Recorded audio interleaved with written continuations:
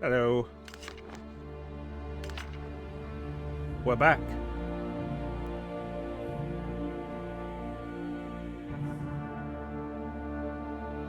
Not really anything else to say. We're back. Fine. Panda, Icy, Clemzo, welcome in. So we're gonna finish Lord of Shadow today. Oh, it's Ninja.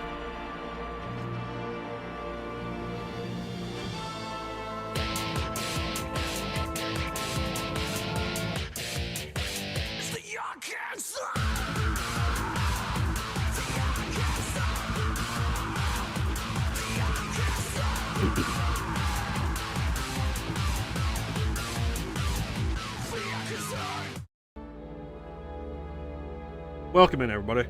That's right, Ninja, we are back for the DLC that explains how we go from Gabriel Belmont killing Satan, or sending Satan back to hell, I guess. Because Satan will be back in Lord of Shadow 2. Satan will return. I want it to be like the, what you used to get in the credits of Bond films. Satan will return in For Your Eyes Only. And then they go and make Moonraker instead. That's a Bond joke. If you understand Bond, you'll like that one. But yeah, the DLC chapters. No! He's coming back. I'll be there. On one hand, you've got Dante telling Mundus, like, yeah, say hello to my son when you return. On the other hand, you've got Gabriel being like, I'll fucking be there.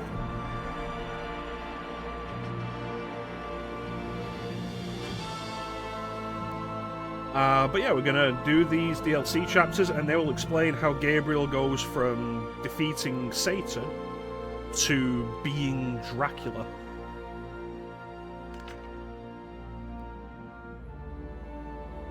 It seems like only yesterday that I stood there upon that cliff top, looking down into the abyss of my life. Everything that I'd ever loved taken from me. Defeating the Lords of Shadow had been a hollow victory. Now I was on a journey that I could never imagine in my darkest nightmares. As I stood there contemplating my fate, a voice entered my thoughts. A cry for help that I could not ignore. A debt was owed. A life for a life, and what was left of my broken humanity felt obliged to do the honourable thing, to repay that debt. Looking back now, I realize that none of us has any real control over our fate. We are like leaves on the wind, to be blown wherever we may. What he really means is, standing here, I realize you were just like me trying to make history. So yeah, we're going back to the castle. So, fun thing before we start for you, Ninja, I've only done the DLC once, and that was the last time I streamed this, when we did the Castlevania Marathon in 2020. Coincidentally, the time, as I say this right now, is 2020.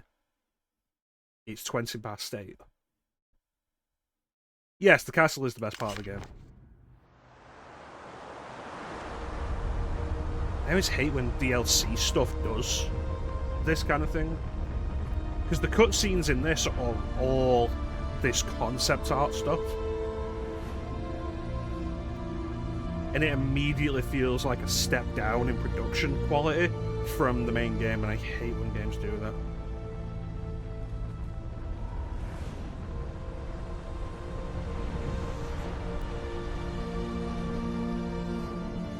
Gabriel. Hear me, Gabriel. I need your help. I am afraid.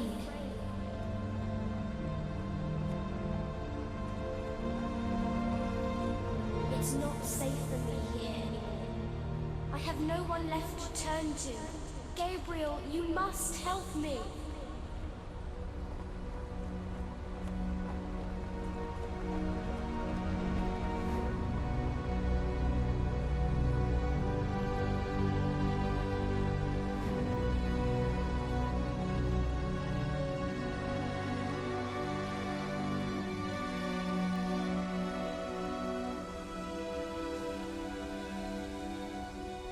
6 months later, Gabriel finally arrives at the castle.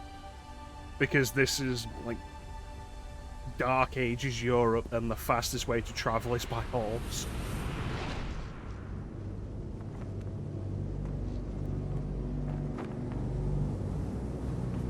Whose birthday is it, Isaac? Not mine.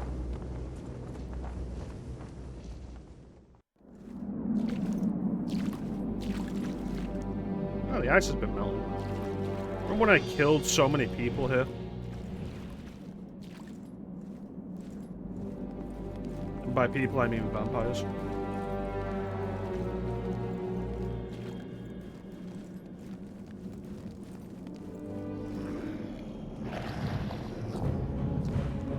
That's not a vampire. Bitch.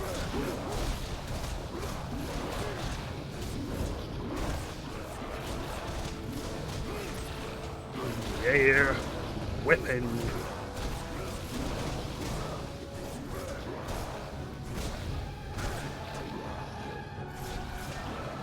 Someone's birthday today.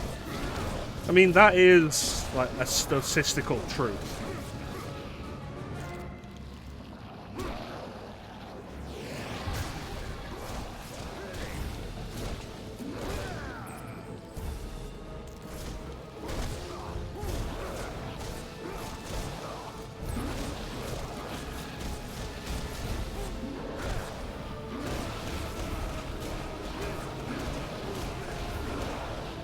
Okay, so we have the answer to the question I was left with at the end of the proper playthrough, which was, will the game carry over my stats I had at the end game? How dare you attack me? Or will it just have like preset stats for the DLC?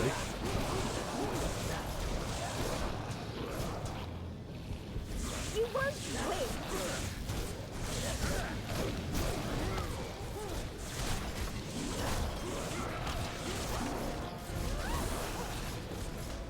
I'm gonna teach you a lesson. Alright. I just need to get back into the swing of things. You'll regret that.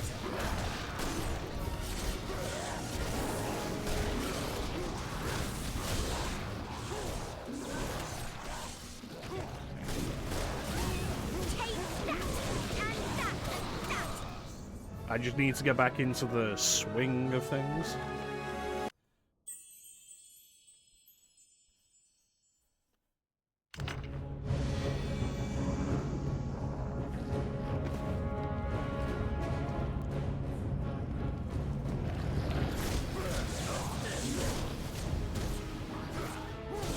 You are nothing but entertainment for me.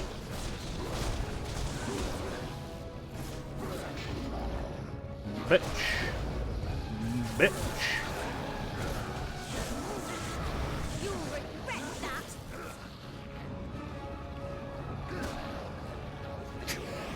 Oh, Gabriel, you finally arrived. Blah. Well, You won't win. that was worth the wait.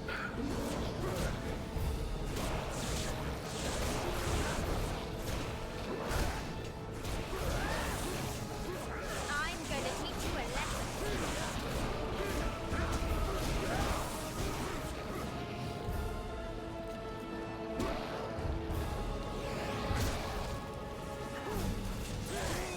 Take that, and that, and that. Ah, I'm tired of these rules.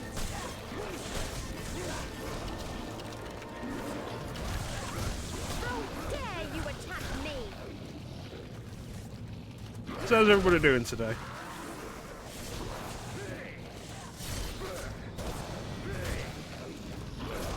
You think you can beat me?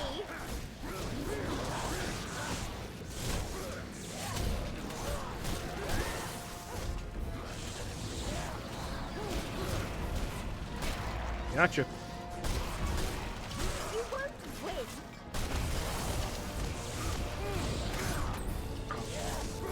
Motherfucker.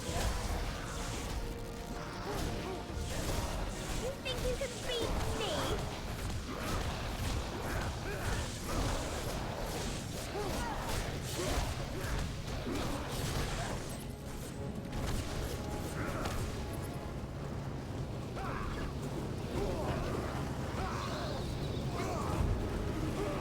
Jesus fucking Christ. I'm gonna teach you a lesson.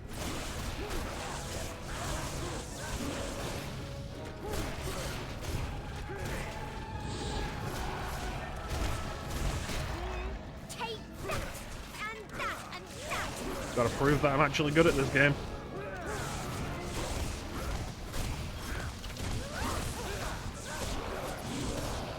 How dare you attack me?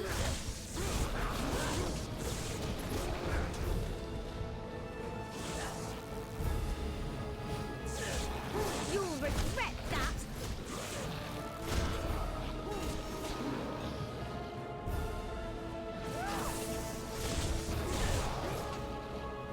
Huh. Yes, all the cutscenes will be like this. I'm glad you came. Follow me.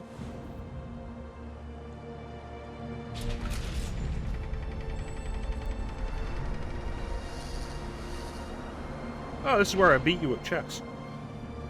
I know how you're feeling. Alone, betrayed. You get used to it, you know? That isn't true. Or you would not have spared me that day. Do you now regret it? You called me here. Why?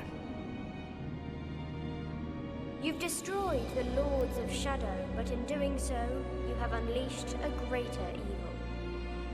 And what is it you want me to do about it? A powerful demon is coming. A creature that knows no pity or mercy, and who is bent on destroying this world. Very few know that long ago, before the Lords of Shadow came, there was a fierce battle here. The 3 founding members of your Brotherhood fought a creature called the Forgotten One. This creature had been summoned by the evil Bernard family, who owned the castle at the time. But things went badly wrong for them. The Forgotten One escaped its bonds. The founders knew they could not destroy the Forgotten One, so they waited for their opportunity during the fight, and locked up the demon in a dimensional rift that they created using their combined powers. This fortress was used for that prison, and the Brotherhood built new areas around it to house the creature deep within. As you know, years later the Founders transcended as heavenly spirits, in the process creating the Lords of Shadow. It was not by chance that my mother chose this particular castle. Carmilla hated the other lords, but she feared what could happen if the Forgotten One should ever escape. You have destroyed them, and so the power that kept the Forgotten One locked within his prison has been weakened. It's only a matter of time before he breaks free and returns to the world. I care not for the world or its problems. Then you are a fool! The creature will simply reduce this world to ashes in revenge for centuries of captivity. Everyone will die. There will be nowhere to hide. We are the only ones with power enough to stop him. Tell me, would you have the souls of the innocent on your conscience for eternity? Then show me what I must do. That really comes across as a fine if it'll shut you up kind of Mother thing. once told me that the entrance to the ancient fortress of the Brotherhood was in this room.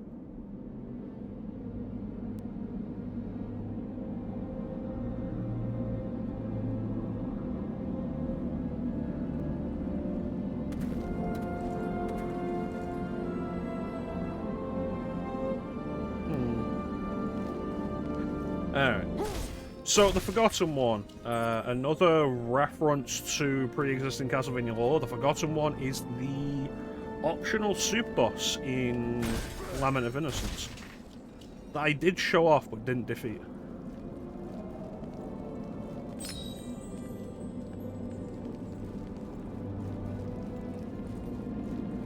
There we go.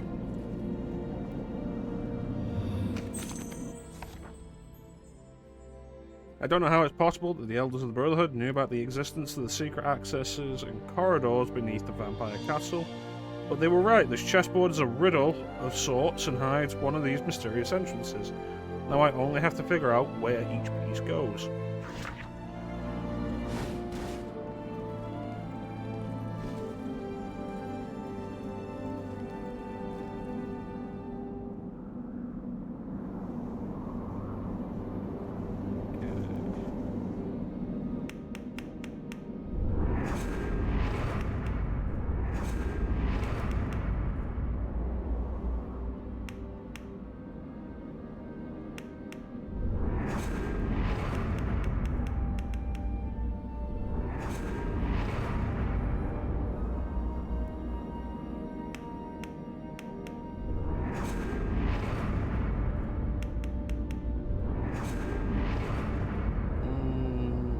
Are they black or white?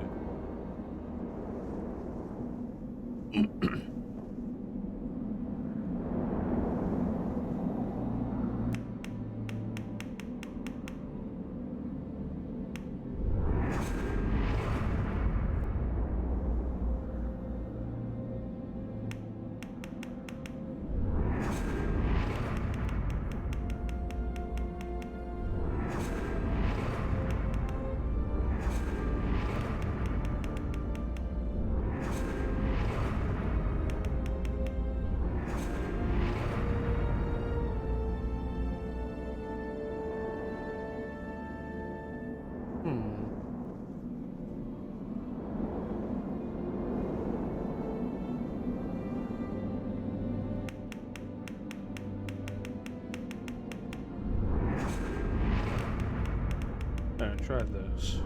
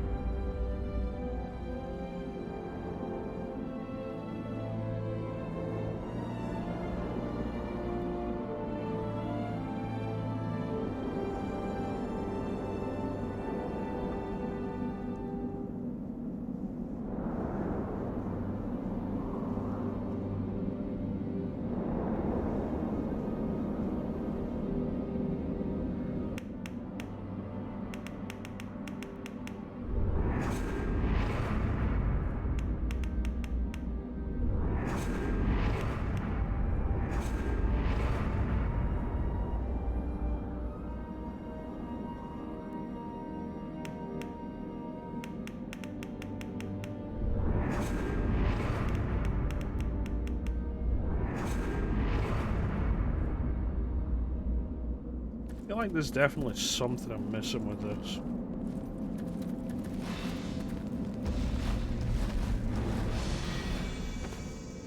Oh, this area is just completely blocked off now.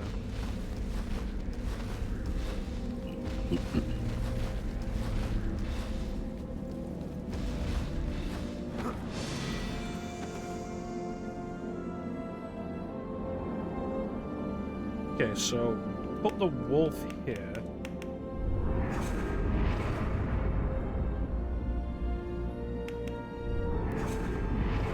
And it's a black piece and a white piece.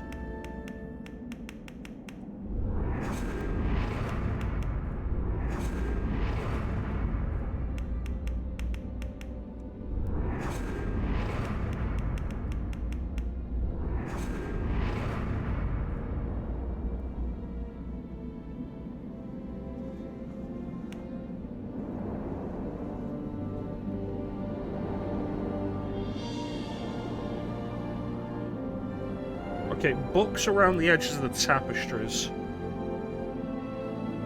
So this has to be the one that I've got to solve first.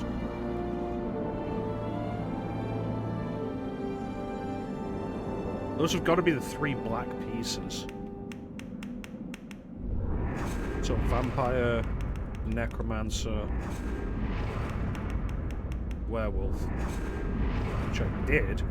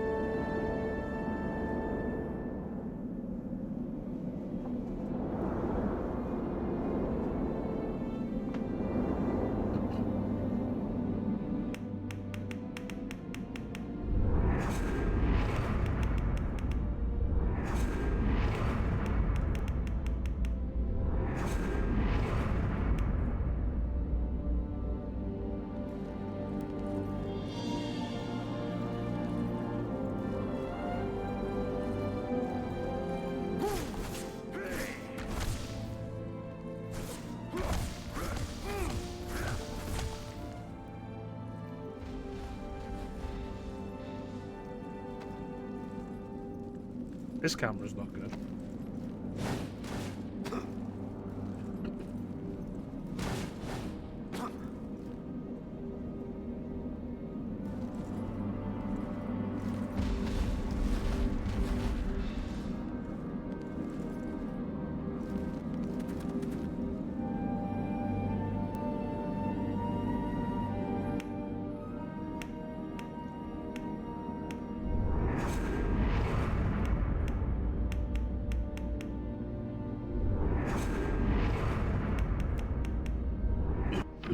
Alright, let's take a look at the scroll again, see if it gives us anything.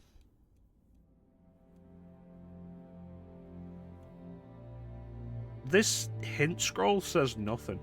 Like, it really doesn't.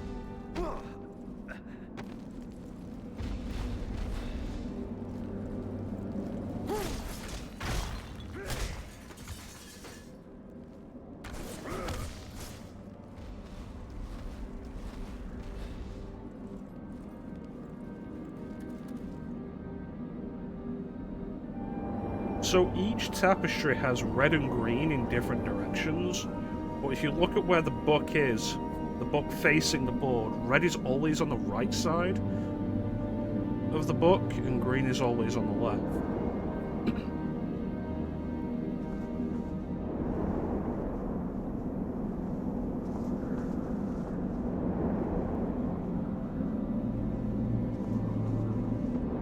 So we assume this is the first one. Red means right side, green means left.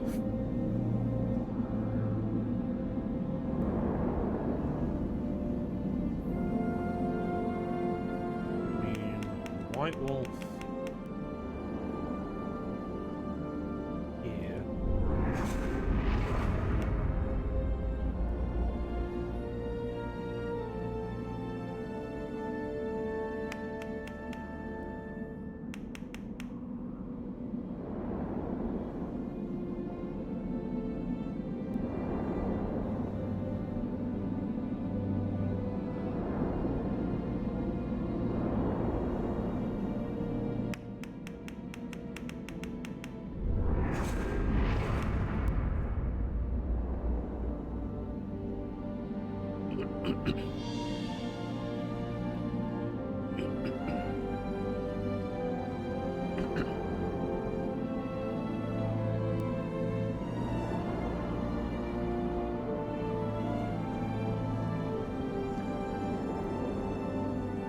Assume these are all one picture, just separated into 3 pieces.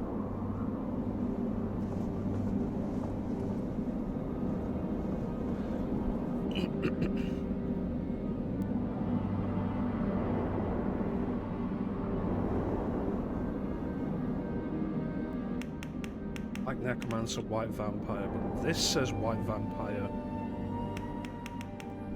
here. No, this says White Vampire here.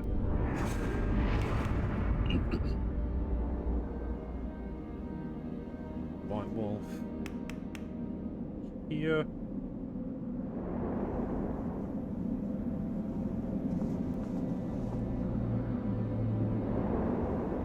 No, Wolf here. assume that's Black Wolf.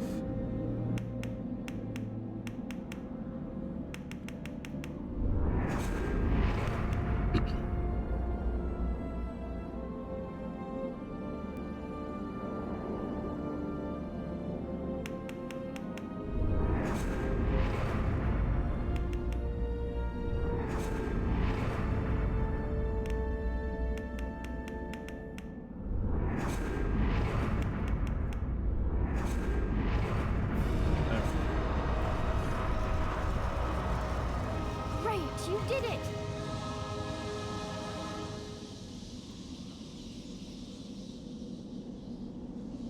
I solved too many puzzles like this to actually just figure that out.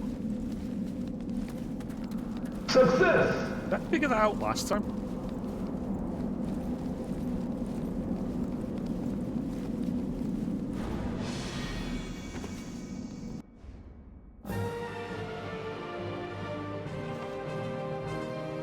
Evil is drawn to this place like a moth to the flame, and I could not at that moment deny that I myself had returned. Now, as I look back, I see the crooked path that I had been set upon all those years before, leading me inexorably to this moment. I can still see her face in my mind's eye. Poor dear Laura. Such a sad tale as ours. A tale of heroes who strove to save humanity, only to lose our own. Alright. Cool. Progress. So these are the remains of the original fortress.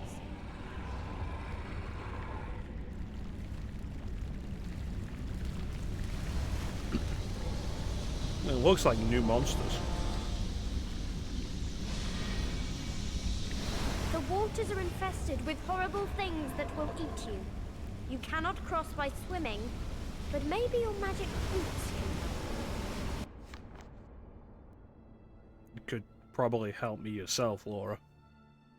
The dark waters that fill the caverns beneath the castle had a creature whose name was forgotten long ago by men, one of the old gods themselves who was attracted by the evil within this place and its imprisoned inhabitant.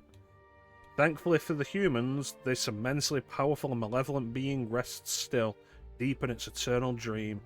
Somehow its essence has spread through the water, giving origins to these monsters known as spawns of Leviathan.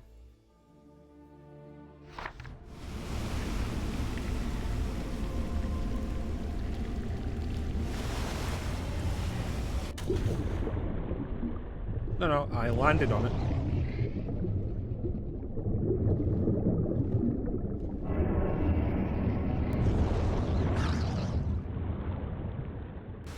Come on, it's not that hard. Try to sprint over the water. Sprint.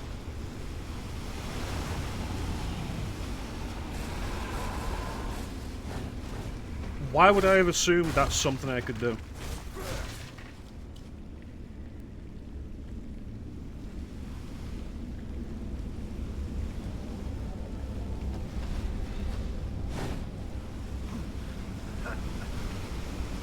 These goddamn vampires. You could use my powers, you know. You would save yourself a lot of trouble. Well, now that you've offered so smugly, go fuck yourself.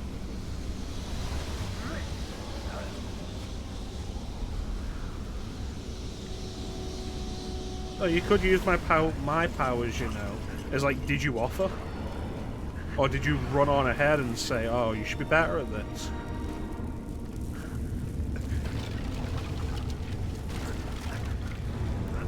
I admit that the bloodlust bothered me a little at first.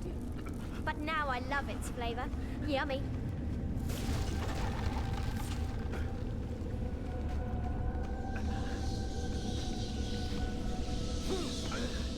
Don't worry, I'm sure she'll get it back in the last moments as I plunge the vampire killer into her heart.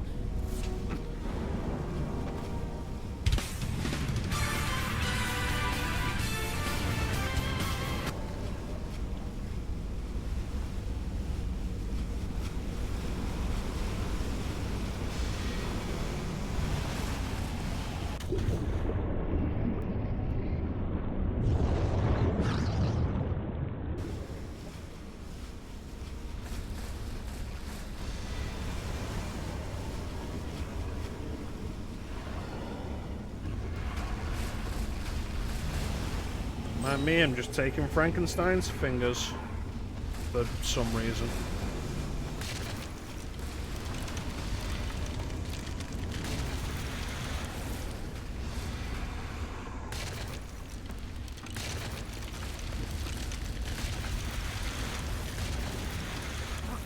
Thankfully, I am excellent.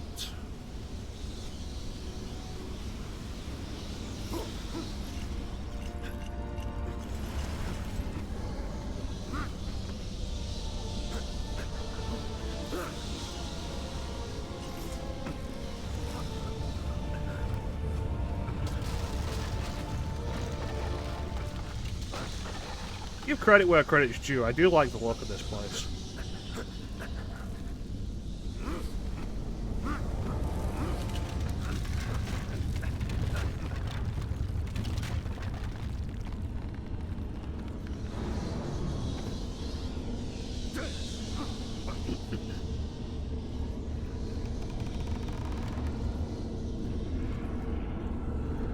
Once again, the Vampire Castle is just the most visually engaging part of the game.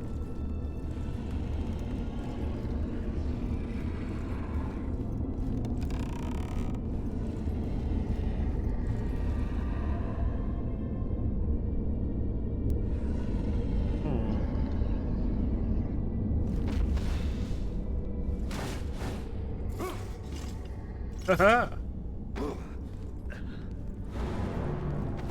It's amazing to think that this place has always been under the castle. How did somebody get here?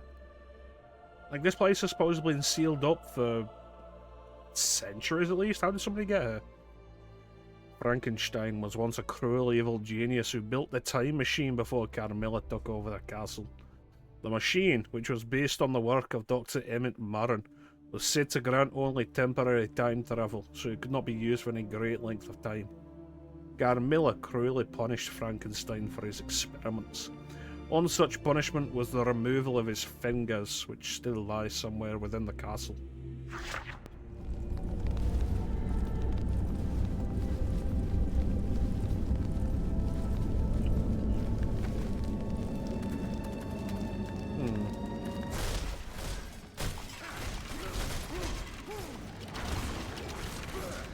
You are nothing but entertainment for me.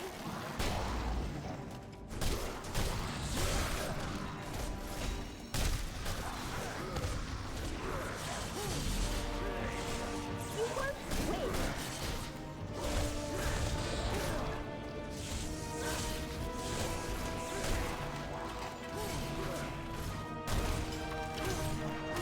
How dare you attack me?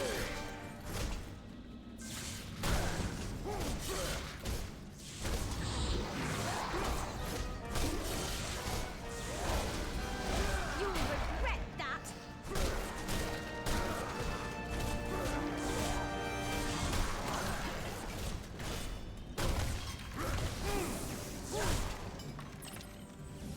There we go.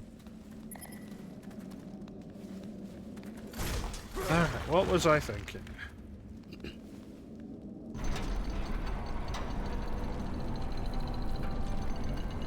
I feel like Castlevania gets criticism every now and then.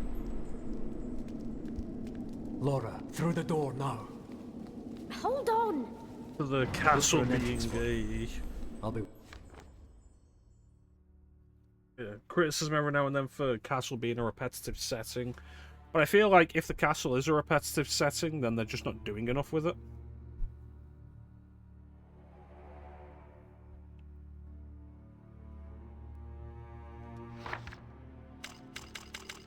Okay, now I'm Laura. Lightning. Lightning. Lightning. Missed. Missed. waiting here. Unlimited power.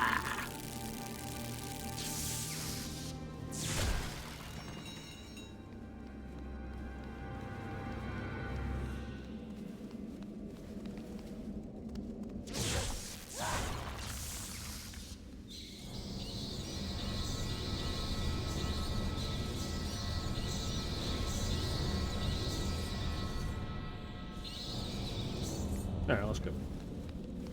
She can't jump. Like, that's weird.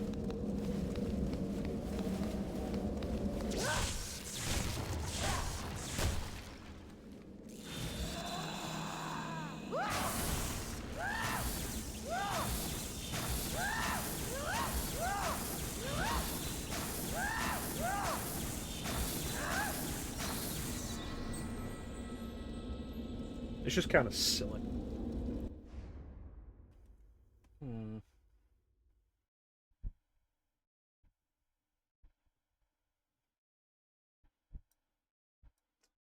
Brain's having a little trouble.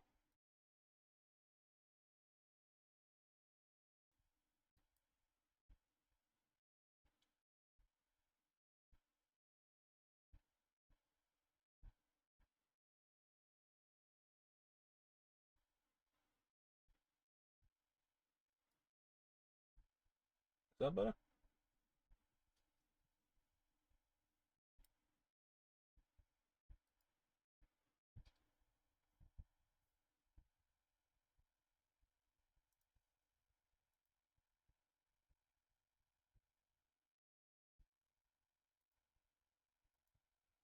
Hmm.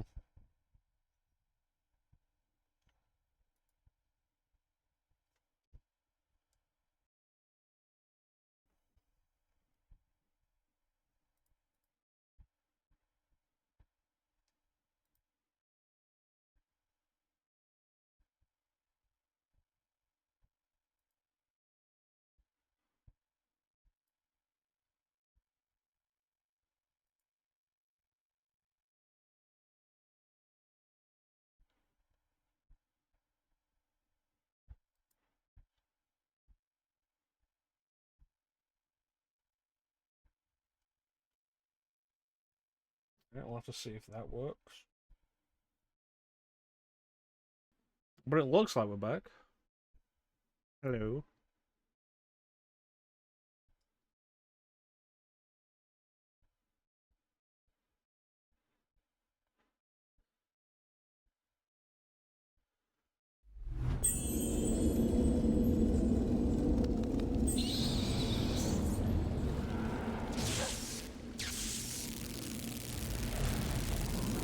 No, we're having trouble again.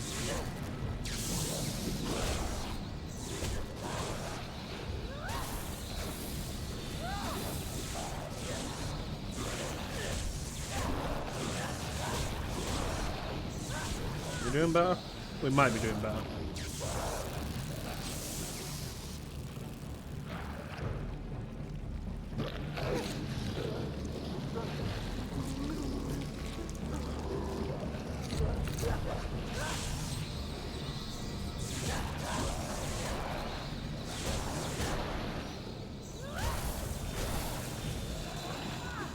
See, this is what I kind of expect of DLCs like this, though.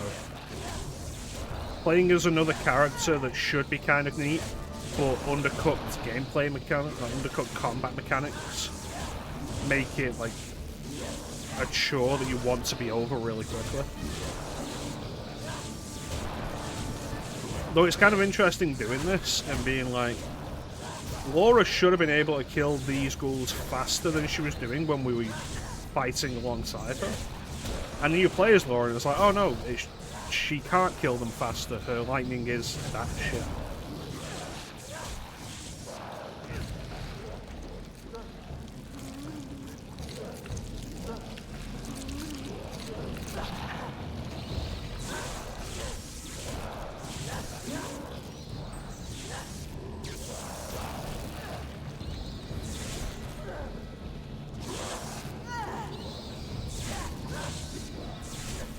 No, being a vampire girl child sucks.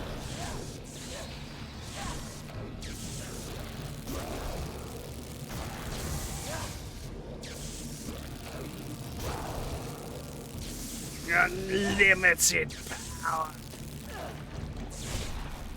Piece of shit.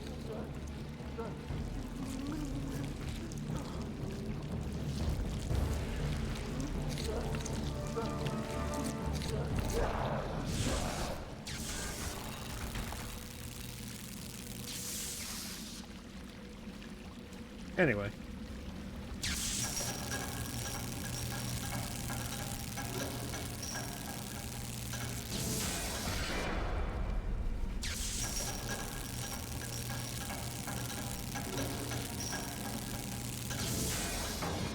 You should have banned this man.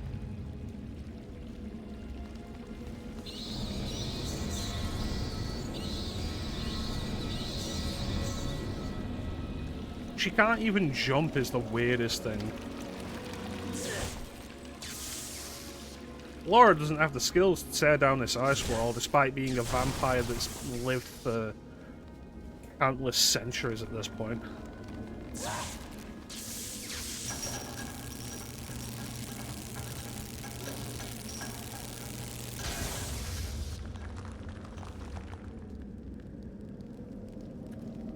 Alright, there we go.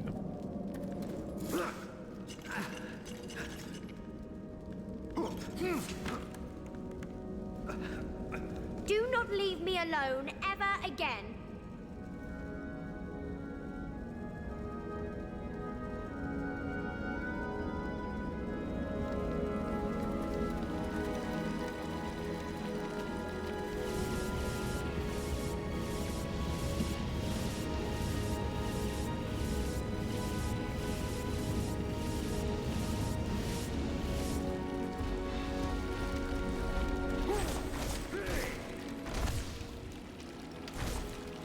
Didn't realise this vampire child needed babysitting.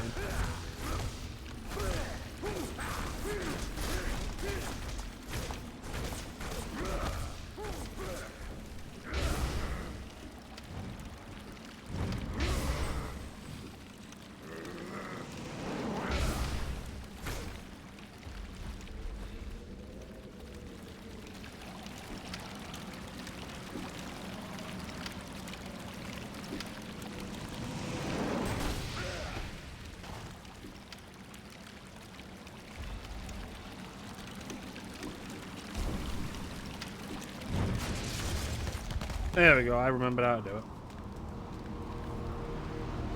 Those are the remains of the original tower that the Founders built here. The Forgotten One is locked up somewhere inside. Cool, well, good luck with that.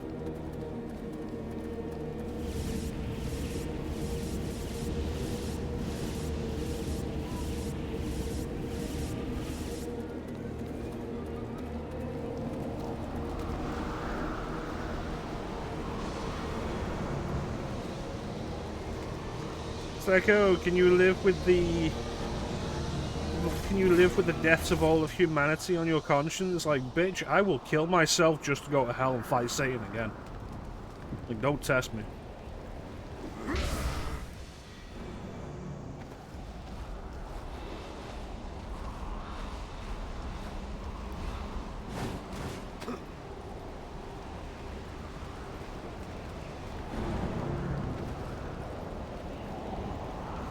That motherfucker turning up on this plane of existence without pants.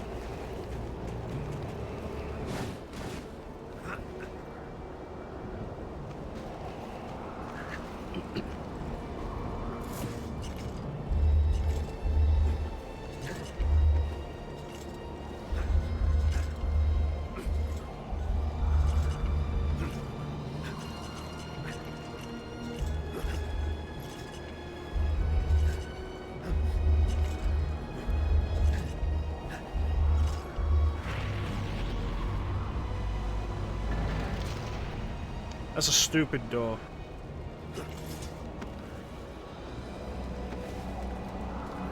Imagine you left your car keys in there. And it's like, oh, where'd you leave your car keys? Oh, in that one room where you've got to run along the door 4 times to get in.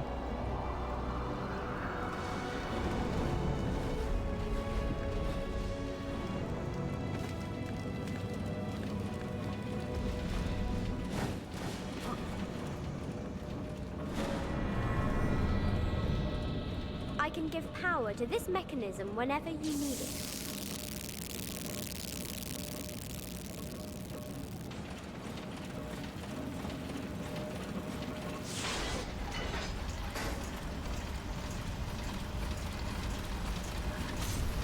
Oh no, my debt.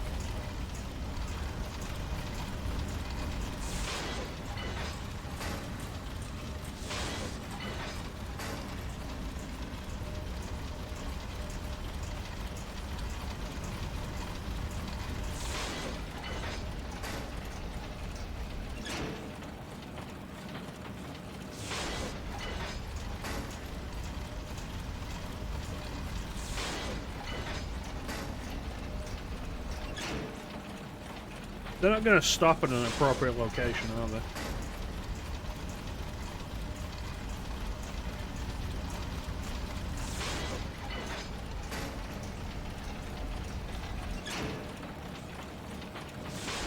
There's a weird amount of input lag to tell her to, like, change the speed.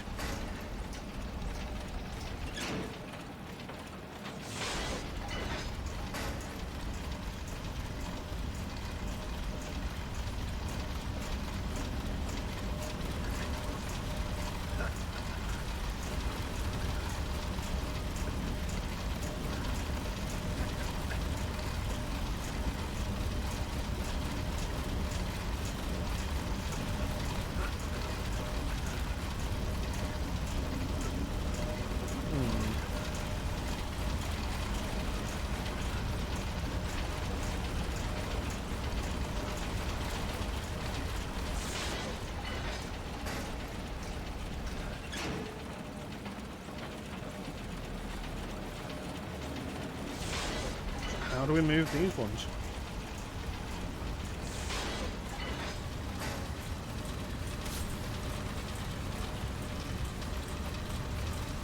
At least there's checkpoints.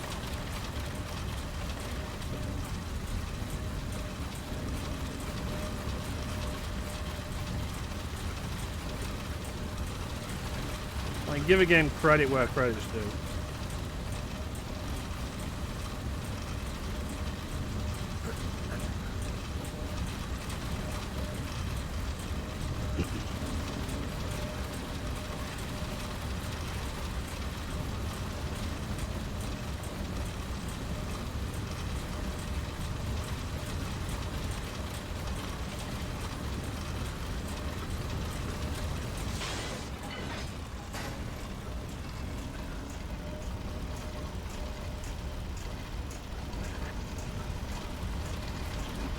Yeah, I could do with a health refill.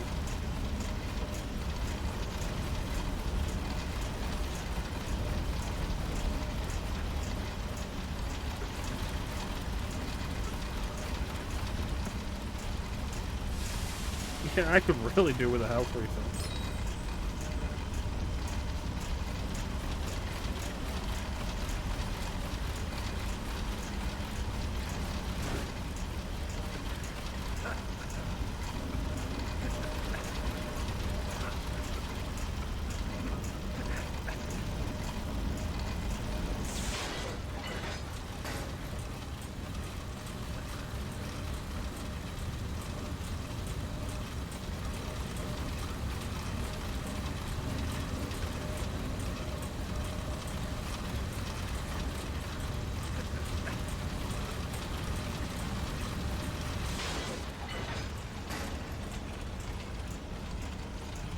Why do these ones always stop in the way? That's right, fuck you.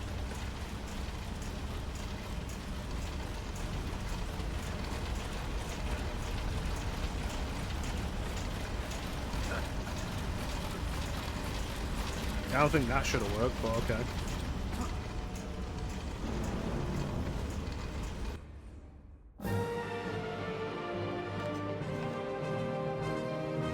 She is a lost soul, a child whose innocence was cruelly taken from her. What kind of god could allow such things to happen? Innocent children turned into monsters. I thought then I could save her, show her some kindness that might mean something to her. What a fool I was. Just like the three Brotherhood founders, we were all betrayed. I feel a sense of pity for them now. I have travelled that road that they first set out upon, and I have become that which they became. I am darkness. I am shadow. Let me double check.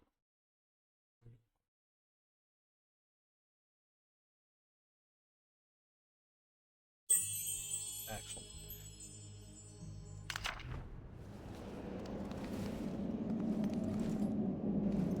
So I believe both of these chapters were sold separately at like $10 each. So when we're done with this level, I'm going to ask you the question, do you think this chapter was worth $10?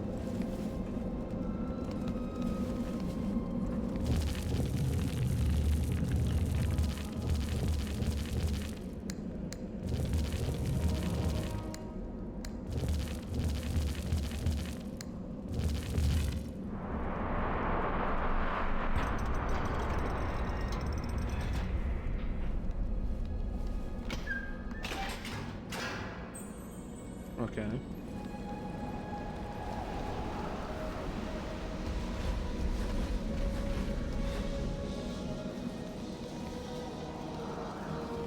We cannot continue. The top floor no longer exists. Okay.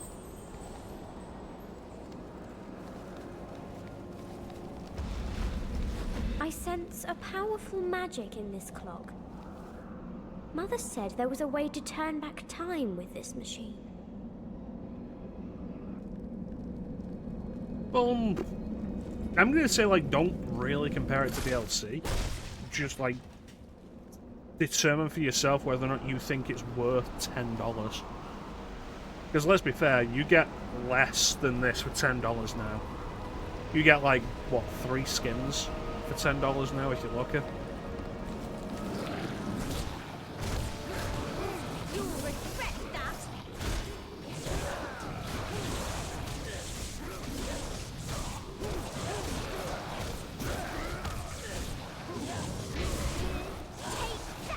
Take that, and that.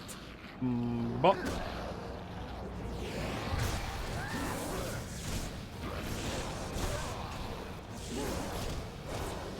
You think you can beat me?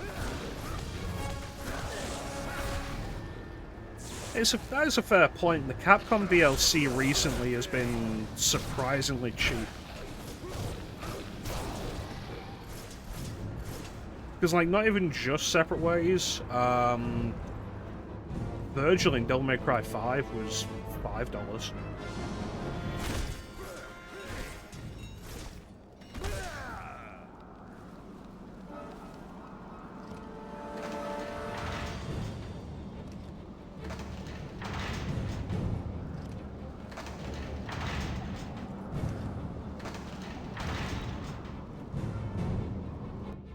I really hope, like, how much is Expedition 33? Because I have not looked. Let me take a look. That's something that should probably be on my wish list anyway. Standard price is £42.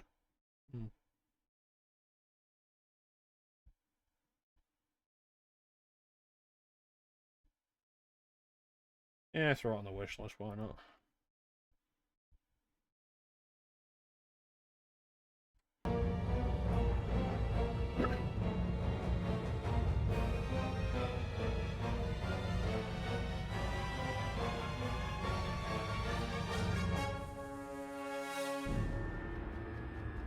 It's probably about the same price with regional differences. I really hope that we see more companies taking advantage of the big AAA companies, deciding like, oh yeah, games should be valued at $80 now. And I really hope we see plenty of other companies going like, you know, this opens a market for us, we can just put our games at 50 and they're immediately competitive.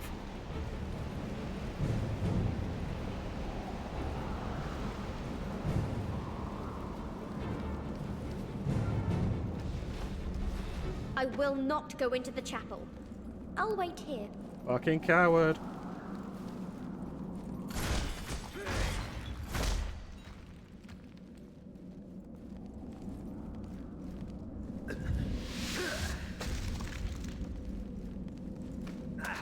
That's a big rock.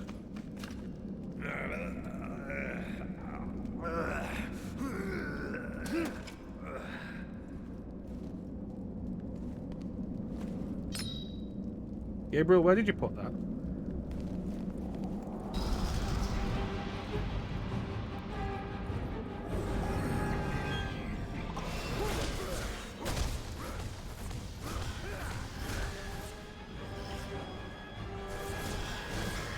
I can't see that guy behind the cage. And they've darkened the area, and my enemies are like literally just black cloaks with swords.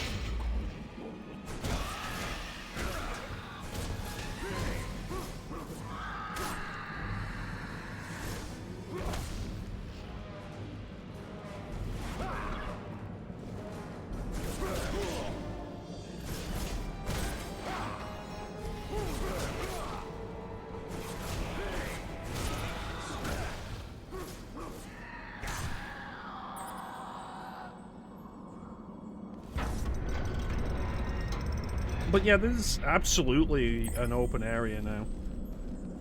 If all these AAA companies, like all these big corporate companies are going to turn around and say, games should be $80 now, there is absolutely space for like B-tier publishers to be like, yeah, let's put stuff out at 50.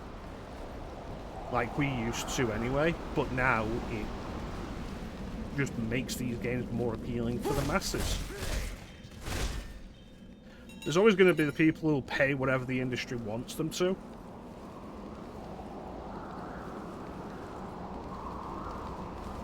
But price is very important. Now the clock should work!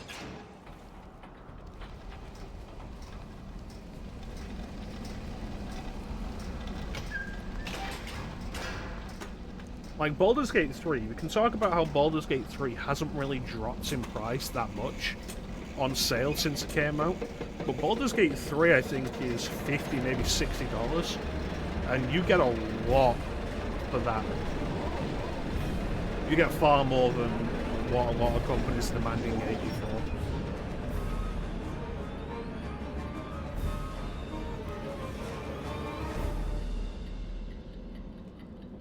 for. We have gone back in time. The top floor of the tower should be there now. Less chatting.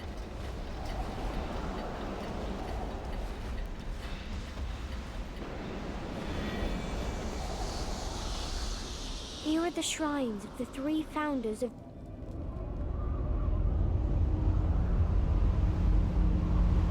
I've not finished it. I kind of dropped off in Act 3. And, like, there's a lot there. It's really strong, but its length is kind of daunting. Not necessarily in a bad way. It's a thing of, like, people find themselves going back and doing the game again from the start. Over and over and over.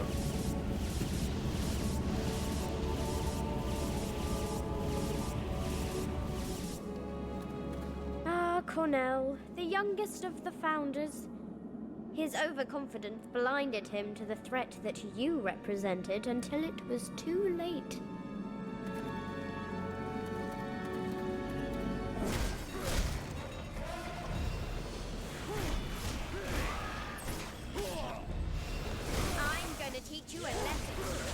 It is a huge file. Like, very understandably so. Because there's so much in it. You are nothing but entertainment for me.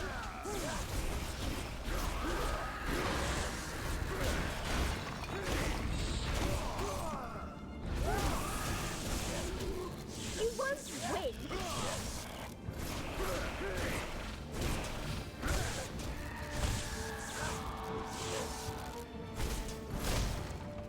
I've still got it installed, but I'm doing stuff with it.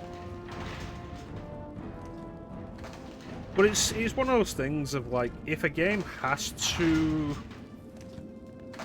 be like 150 gig, at least Baldur's Gate has a reason to be. Like, it's a huge game with so much voice dialogue as well.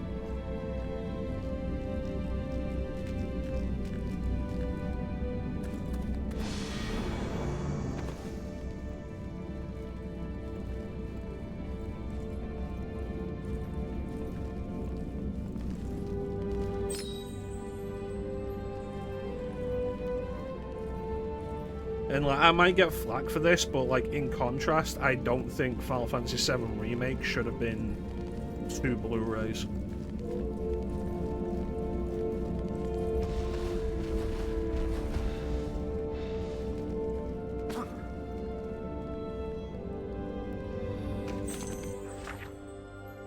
Searching the founder's quarters, found a mysterious note left by the vampire Dark Lord about this place. The door to Cornell's blood will only open when one of my puppets stands on the middle of the board. I can only guess this has something to do with the infamous spell the puppeteer, the wicked sorcerer that Dark Lord used to control armors and ragdolls.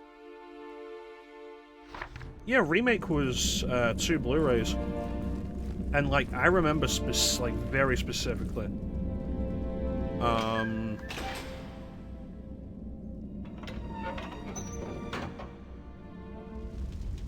I want to play. I feel like this is timed. I remember very specifically during the sequence where you're climbing up the ruins of the Sector 7 plate, looking out and being like, wow, that is a weirdly low resolution image. And it's the only one I noticed, but for 2 Blu-rays, there shouldn't be any low resolution background images like that, I feel. 2. What fun!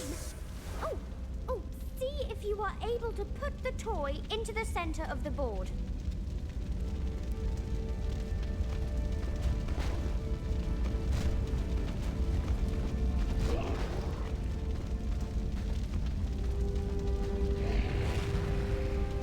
And another one.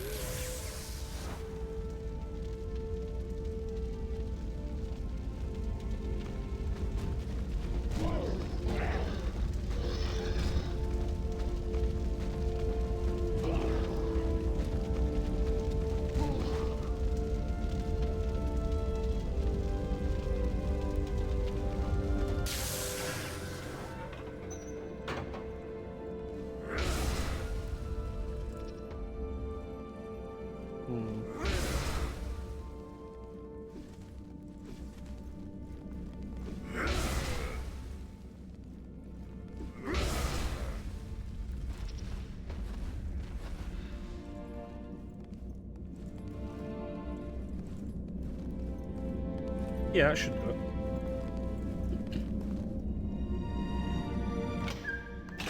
Don't worry, I can summon as many toys as you need.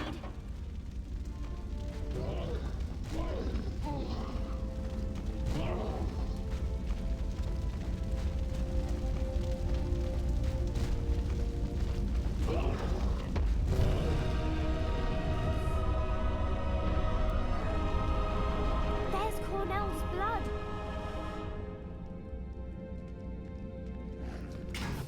But what are we doing with Cornell's blood? Find out the answer to this question and more after these messages.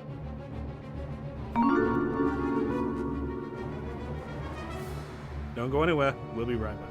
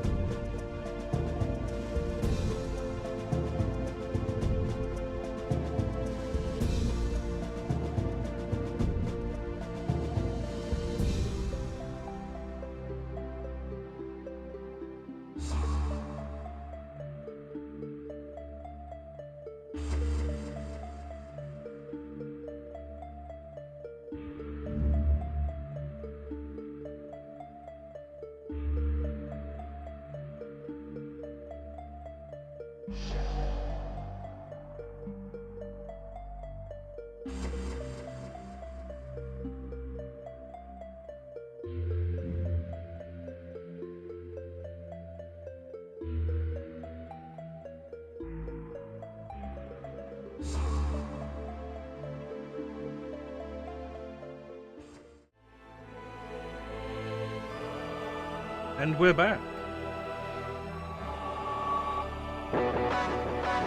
We need rest. The spirit is willing, but the flesh is spongy and bruised. Yeah, that seems good.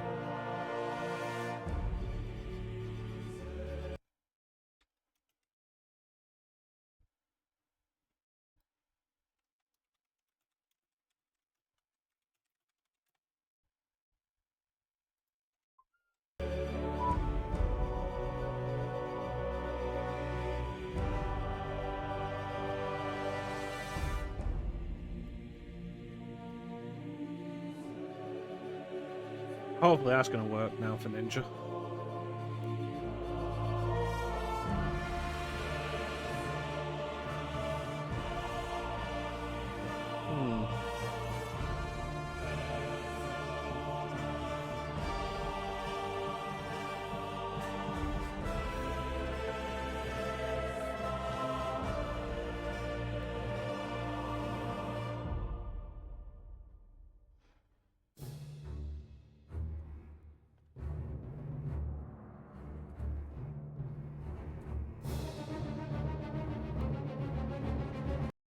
What is going on here?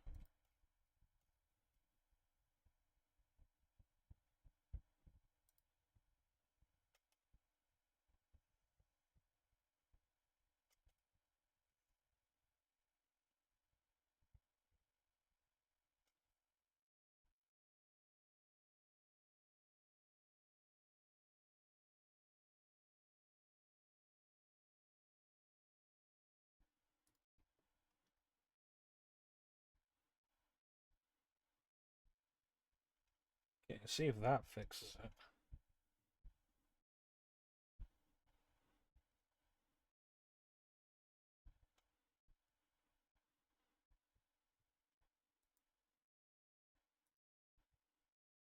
Go back. Get back.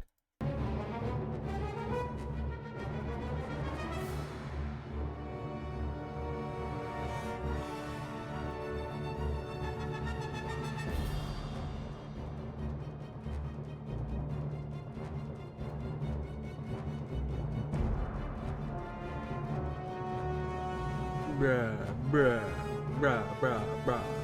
Bruh, bruh, bruh, bruh, bruh, bruh, bruh, bruh, bruh. We're back. Nobody's answered.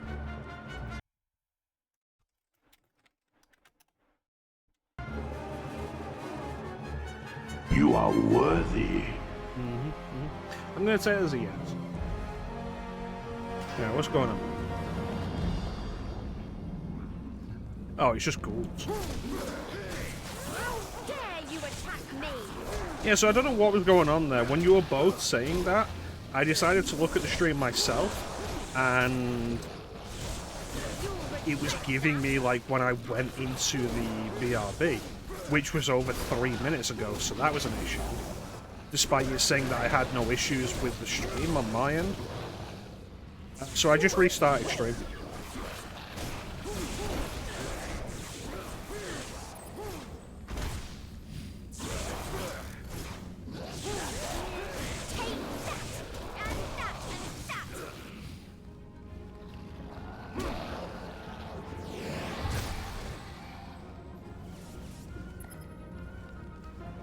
Alright, let's go get Chris Cornell's blood.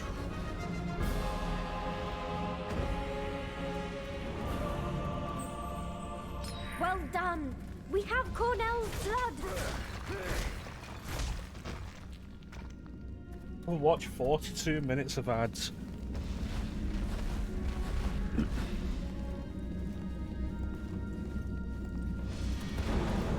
you imagine if like ads were an opt-in, opt-out thing for viewers?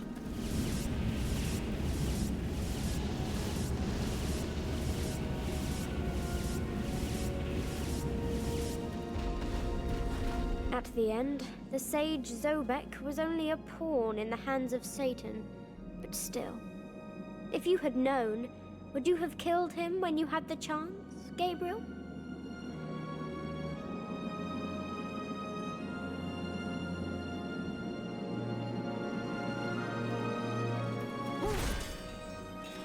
No!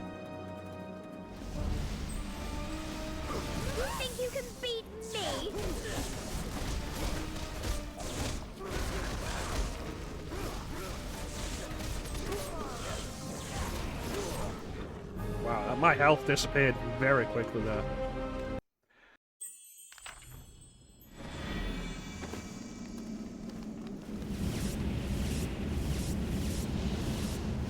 But, yeah, if I knew I was going to be gone for longer, it would be nice to be able to get rid of some, like, ads for a longer amount of time if necessary. Would you have killed him when you had the chance? And then, like, get Gabriel? more ad-free time. Well.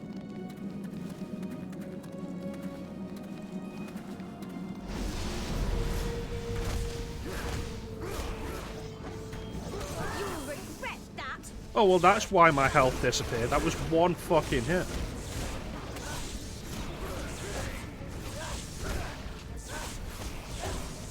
How dare you attack me?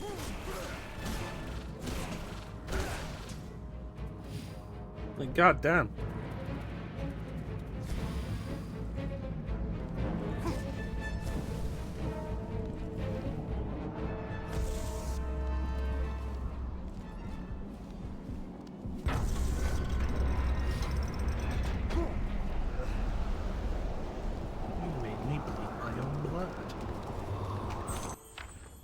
The Brotherhoods gave me a map of the Founders' Quarters, even pinpointed the location of the 3 blood orbs. But their help has proven worthless, since Dark Lords modified the layout of this place, further protecting the orbs with deadly traps and mechanisms. This particular zone, after it was changed by the Necromancer Lord, has become a bewildering maze of portals and moving platforms. I guess that this monolith works as a key of sorts, and can be used to access Zobek's blood orb.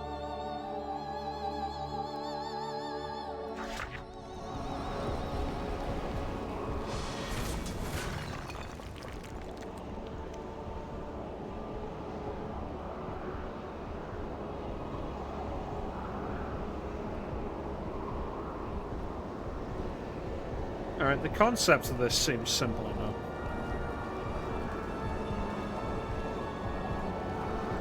I punch this, where will it come out now? Up there on the other side? No. I think that you can activate those buttons using your gauntlet.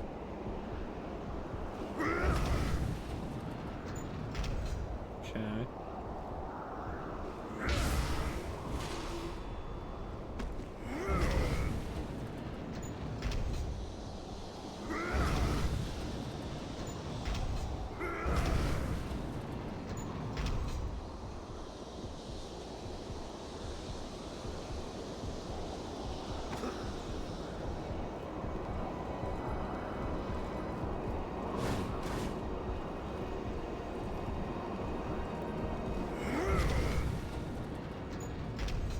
Okay, so set lengths of travel.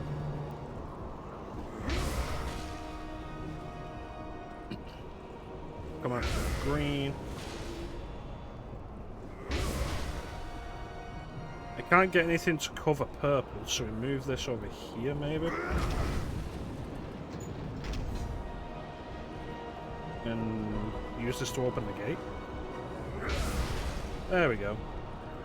Look at how smart I am.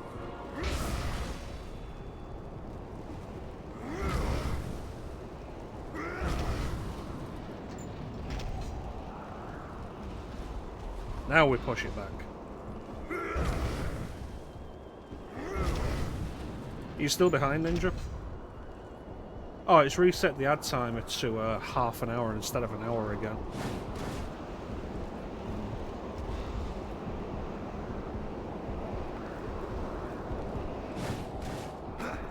You think you're good? Excellent.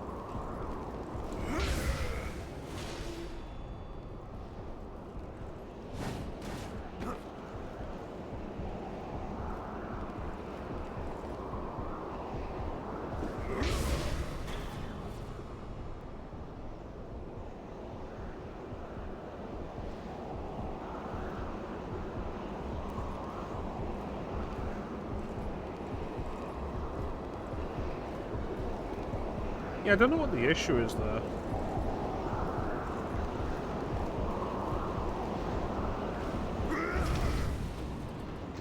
what the issue's been with the stream, because it's saying it's fine on my end right now.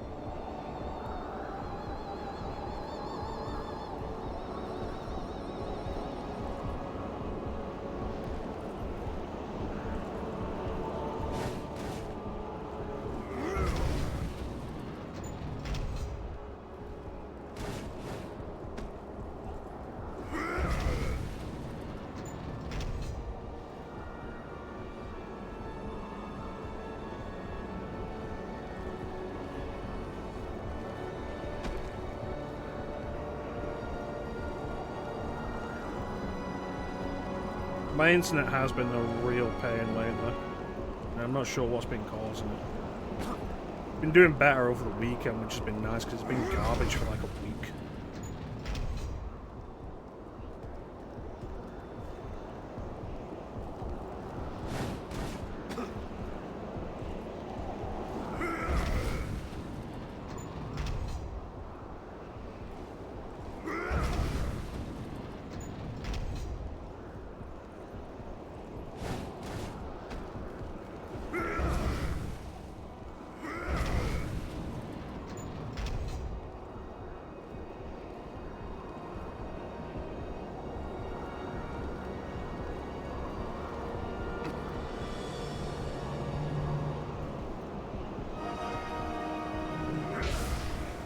I've got this.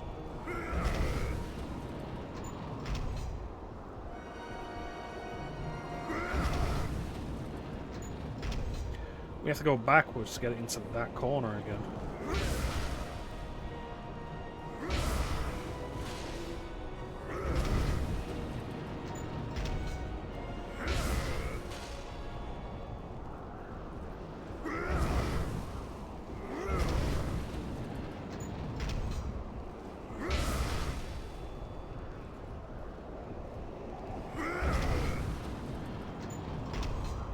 Which will allow us to go into grey.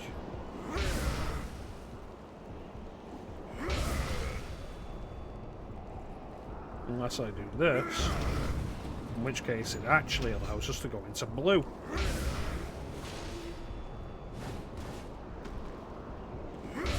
And the puzzle is solved.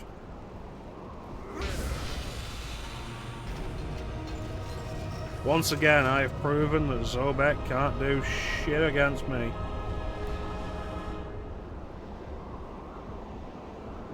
Yeah, I'm too cool. Well done, we have Zobek's blood.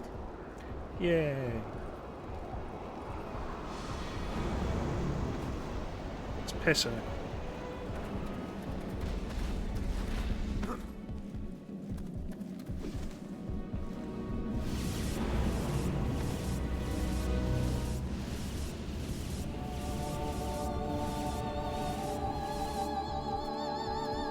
Beautiful Carmilla. I didn't get to know your human past, but I cannot stop thinking that some part of it still existed in the creature that I called Mother. And I still envy you for that. If Carmilla would look like that when she was trying to seduce me, I might well have given in. Laura, can you cross to the other side and look for Carmilla's blood?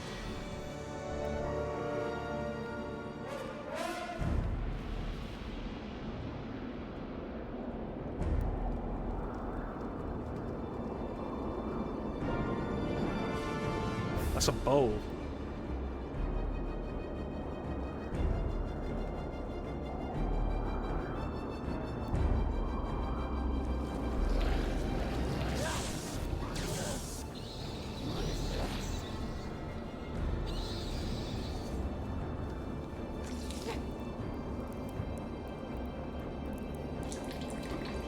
More blood must be offered, but I feel too weak.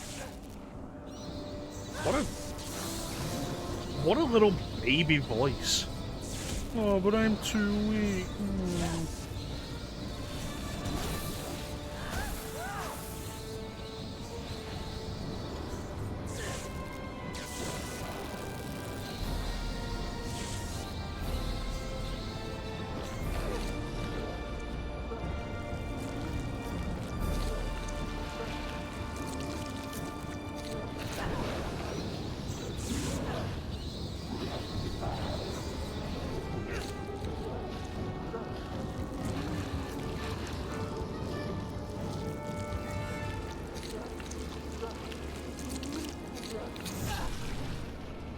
I let go of that before it did that.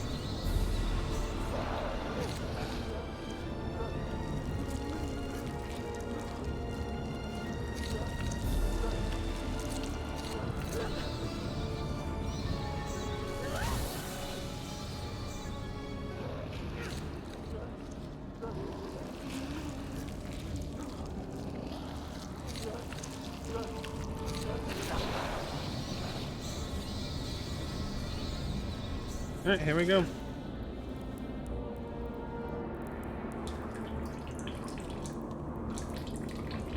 More blood must be offered, but I feel too weak.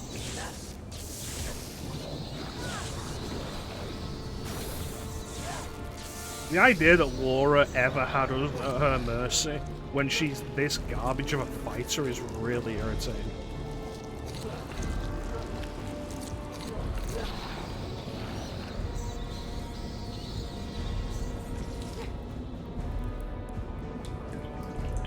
More blood must be offered, but I feel too weak.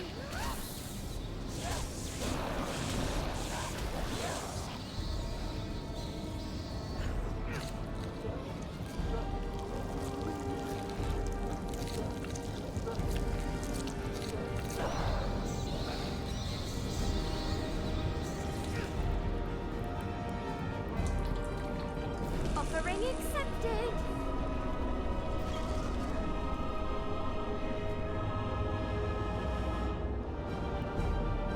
Got it. I have Carmilla's blood.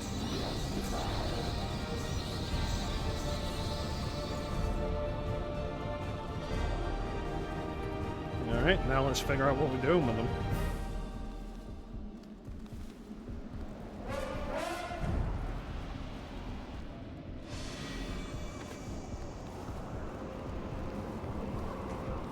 Oh, here we are. We're gonna play Plinko.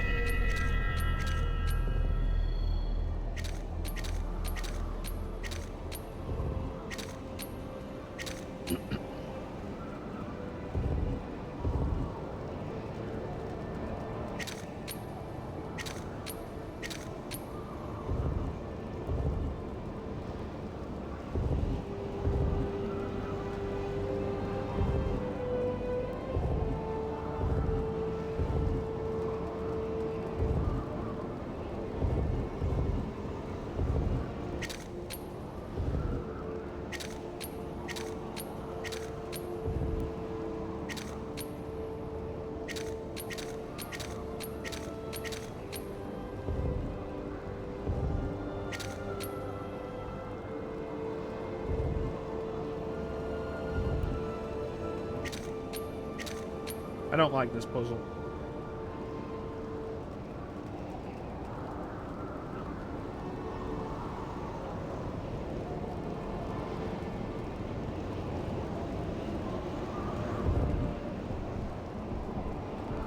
Want to reset.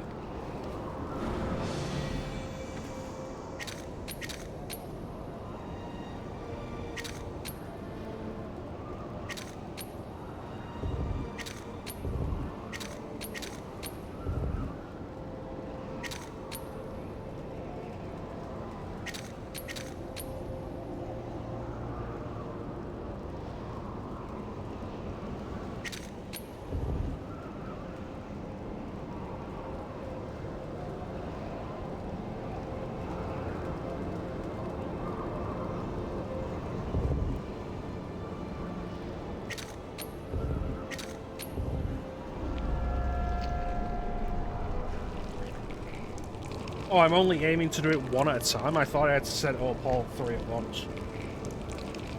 Ah, that's way easier. Because I couldn't figure out how I'd do it.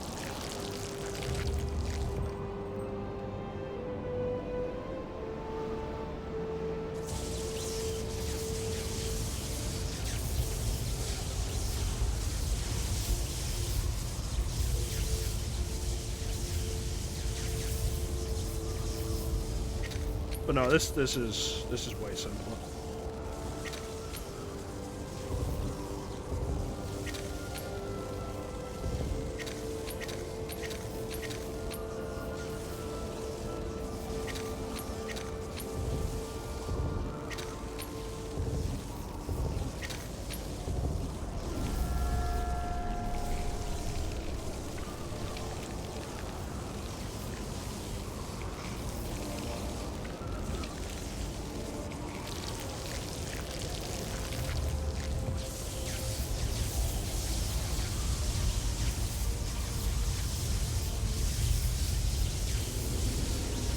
And this is what it means to go even further beyond. And I just do this. That's right. Don't fucking at me, that's right.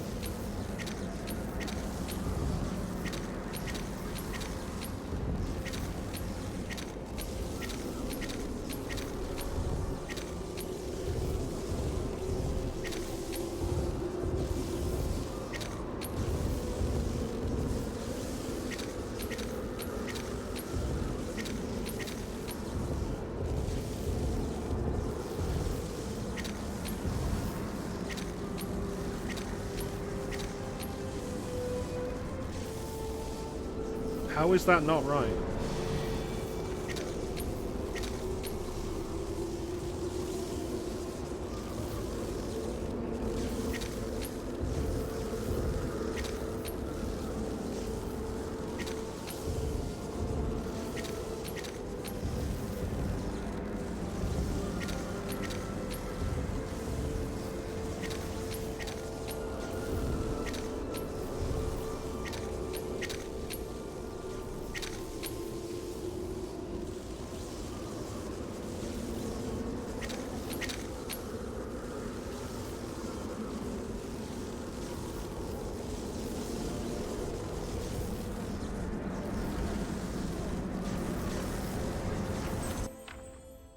Last of the night sworn to protect the portal, and now with the end of my day is quickly approaching, I guess my duty is almost finished.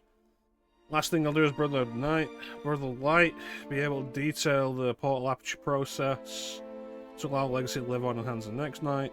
3 orbs of the Brotherhood Lord Founders, blah blah blah. Poured into the receptacle placed on the bottom. Cool, it's what I'm doing, and then not giving me a reason why this last one isn't working.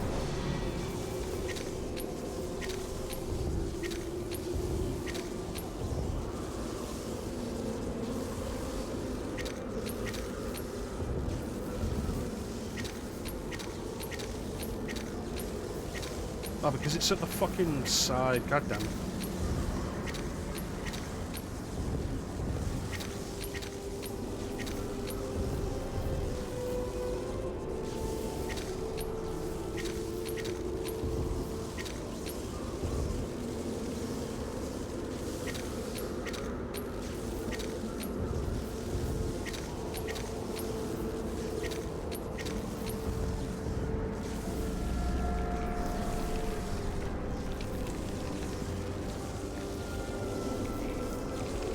Because the top went down to the right. So I missed that.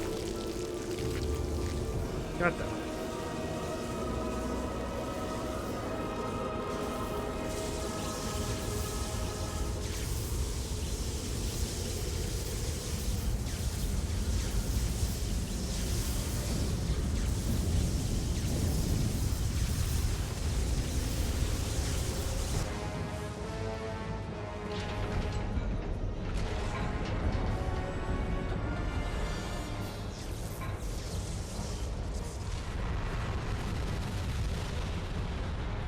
The portal is open. I will go in. You stay here. Wait! You will die! The other side is no place for humans. Only dark beings can survive there. There is darkness in me.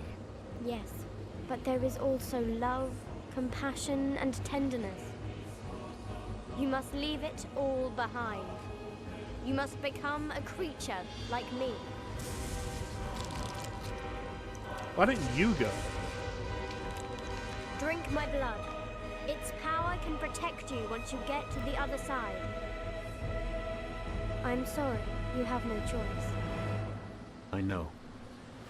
I never did.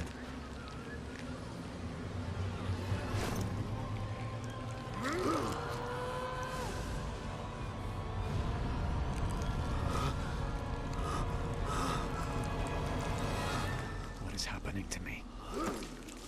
My blood is running through your veins. It is a powerful poison that will soon kill you. You must keep drinking from me. What? No. My blood must completely replace yours. You must continue to the last drop. Many lifetimes I have lived, many I have killed. All my power will be yours now. No. Laura, please. Do it now, or you will die. Free me from this miserable existence. I beg you. Free me.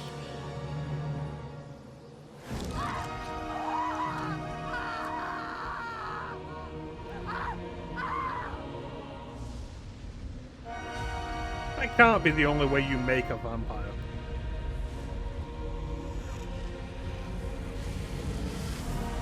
Because then there'd be one vampire.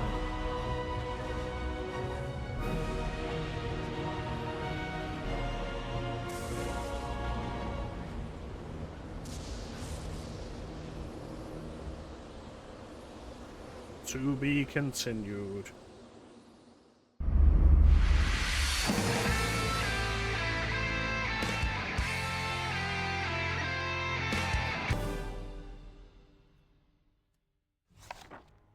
Chapter 14.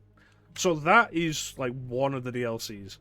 No! Do you think No! Do you think all of this was worth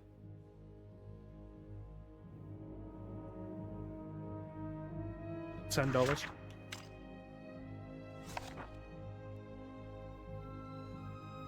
Gonna be a bigger question now when the last one has got 2 levels.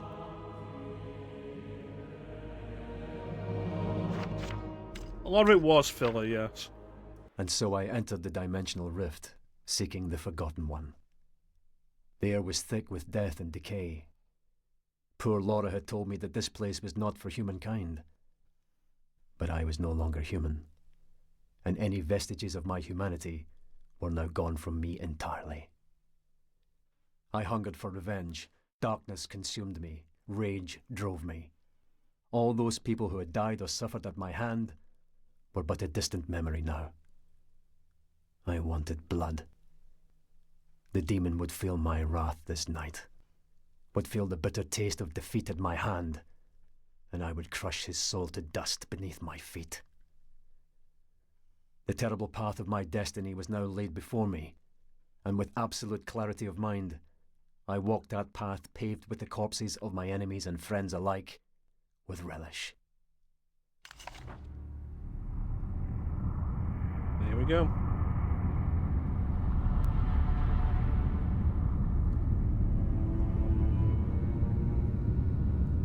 Yeah, like I said when we started, it always bothers me when you get DLC like that and it's like, there's a clear drop in budget from the original game.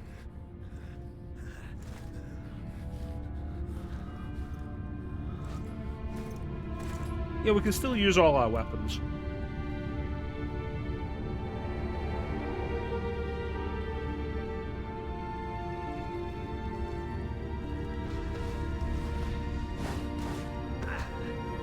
I mean, the artifacts in particular were all wielded by the Lord of Shadow before us.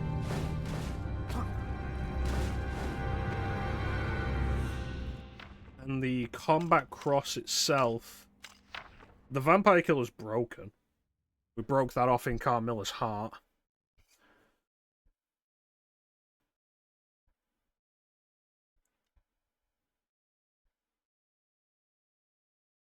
It doesn't become a special thing until Lord of Shadow 2, where it's all like, oh yeah, the vampire killer is the only thing that can kill Dracula. And it's like, why? Combat cross itself, it's just a regular weapon. Rumoured to be forged from the nails used to crucify martyrs, whether that means anything or not. And the whip is just a whip. And the tip is just a tip. It doesn't seem to be a holy weapon of any kind.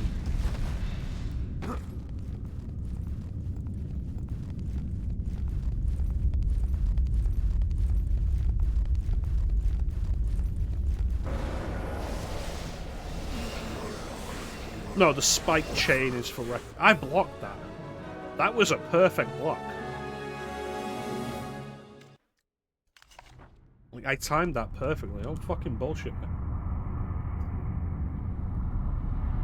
The spiked chain is for recreational purposes. The whip is for the enemies.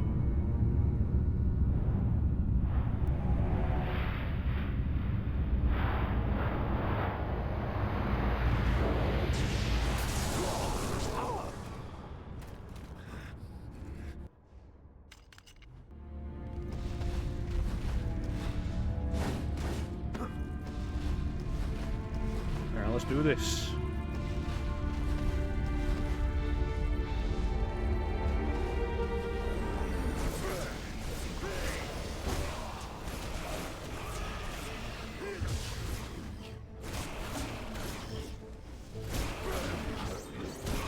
Yeah, so the Reapers are fucking bullshit is what it is.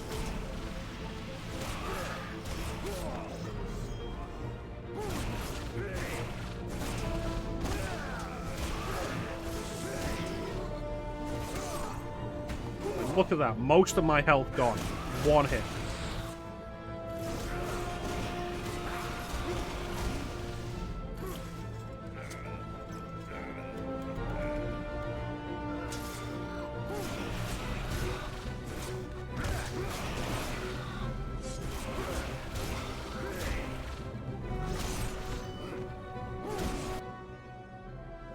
You know what? There's been enough ad nonsense today.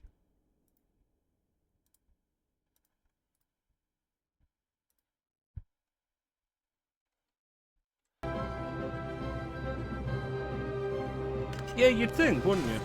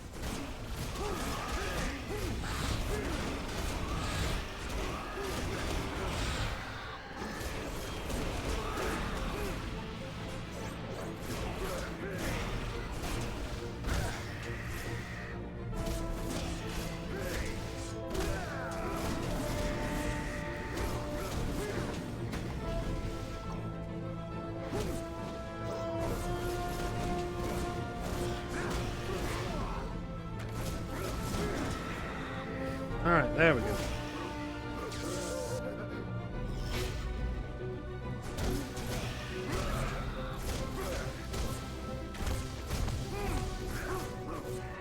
Stab.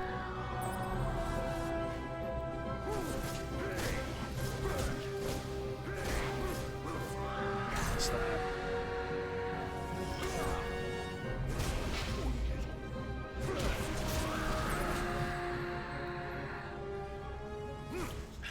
Let's break it open.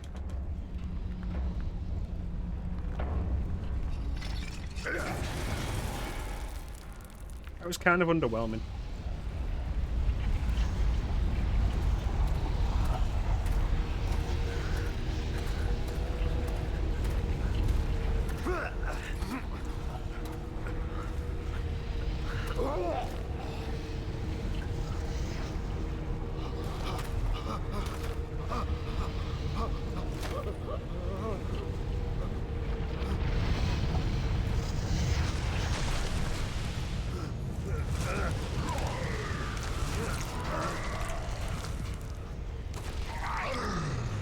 Oh, it's just a big dude in armor. I didn't realize we were doing the Dark Souls 2 experience.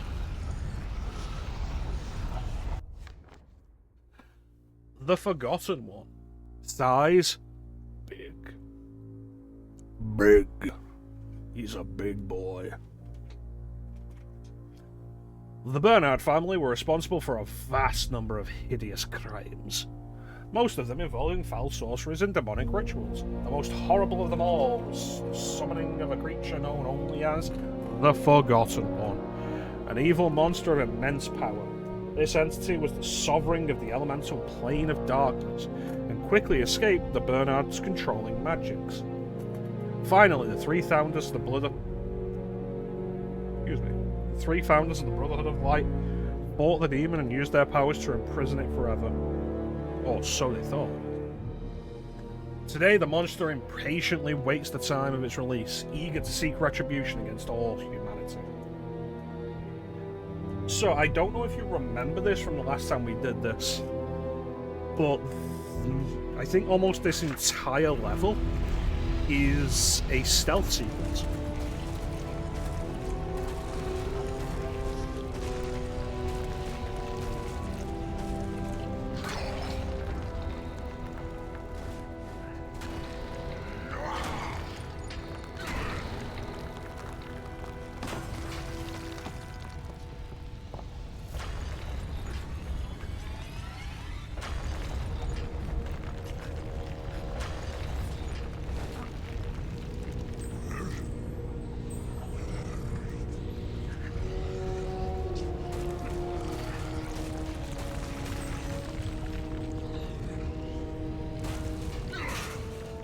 And of course, if it catches us, that's death.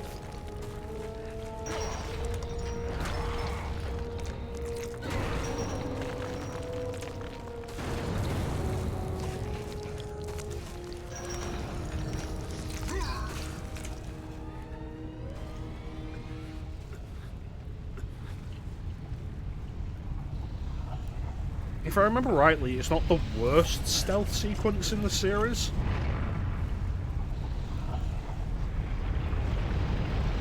I feel like some of the stealth in Lords of Shadow 2 is worse. But like I say, I haven't actually done this since the stream. Which we did like 5 years ago.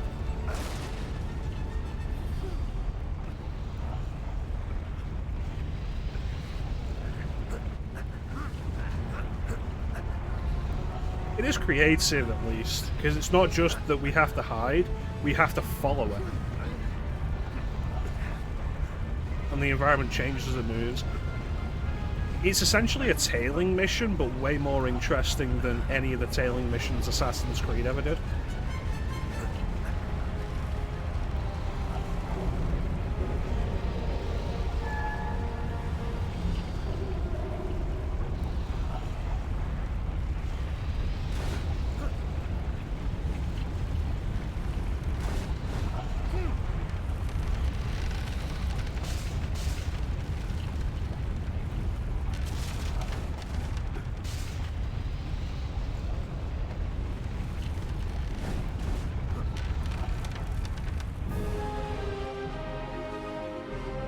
Move faster to avoid the pool of lava. Did you see that fucking shit speed up? This lava has rubber band AI.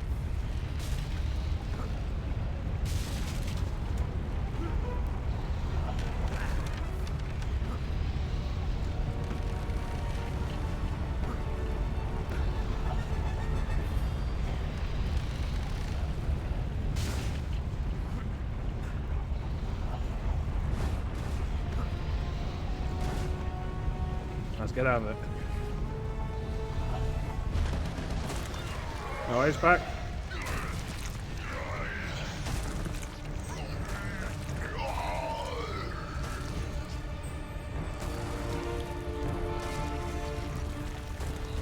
You're gonna see me when I jam the fun by a killer right up his fucking ass.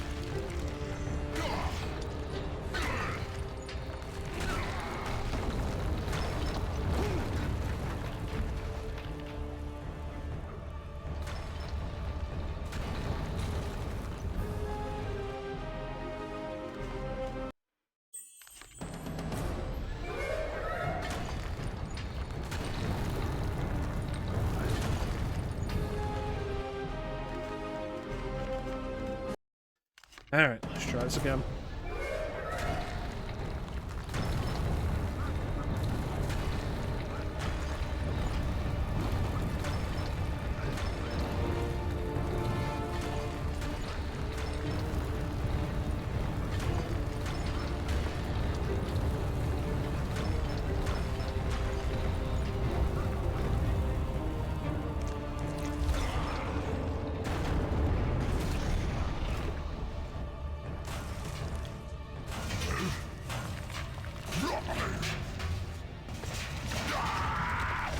That stupid bastard slipped.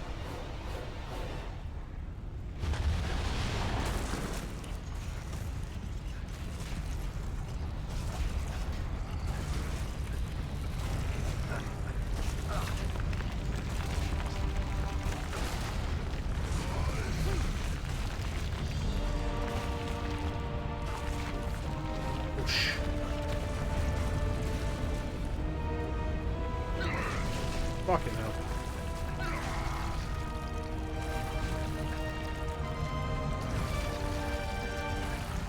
Reminds me of playing Catherine.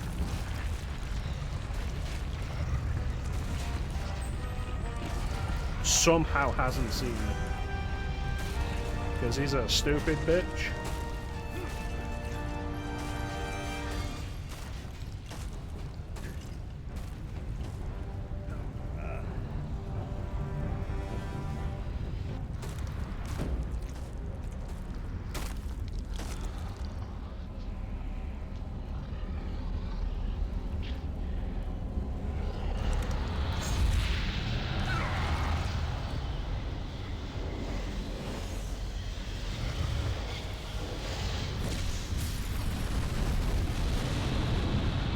It is kind of a bland design, though. A dude in armor.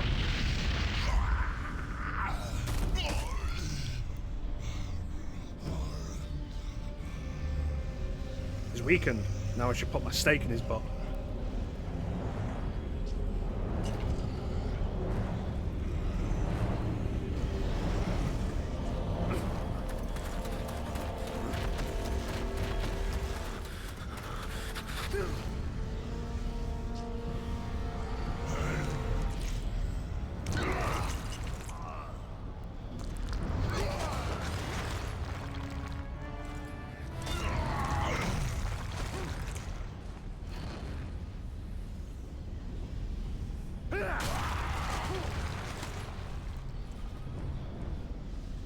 Yeah, it's like if you look up the design of the Forgotten One in Lament of Innocence, it's a way more disturbing design.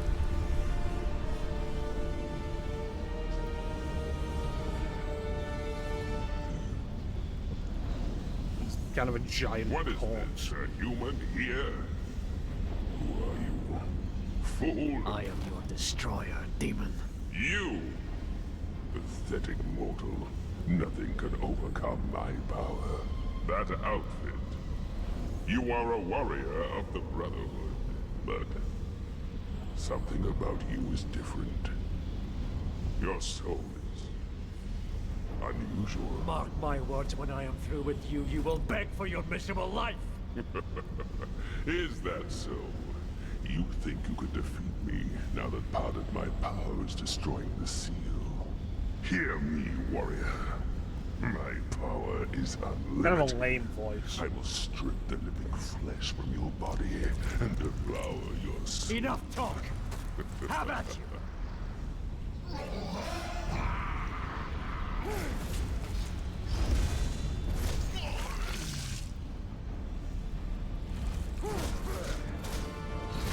Like Satan was voiced by Jason Isaacs. It's like, oh, this is a demon that's going to destroy the world. He's such a big threat that everything else has to stop to deal with it. And it's like, you know, we could probably given it a more menacing voice.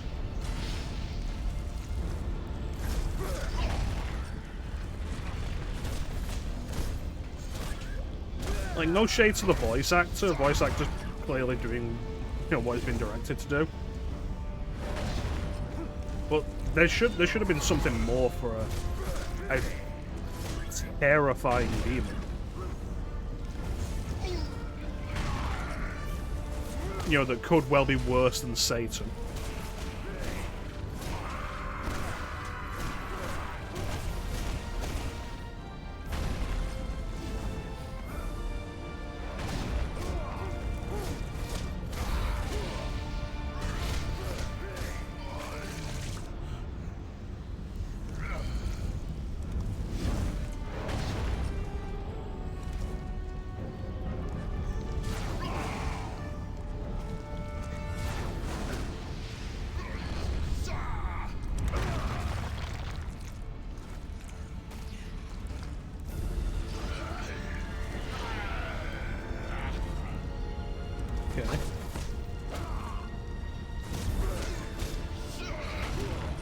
You know what? I'm gonna call out some bullshit here. Can't roll between his legs. And you can't tell me that's like technology limitations. Because you know what you could do? You know what game you could roll through a giant enemy's legs in? Ocarina of Time on the Nintendo 64. I can roll between Ganon's legs all day. I see you tell me that on the second try.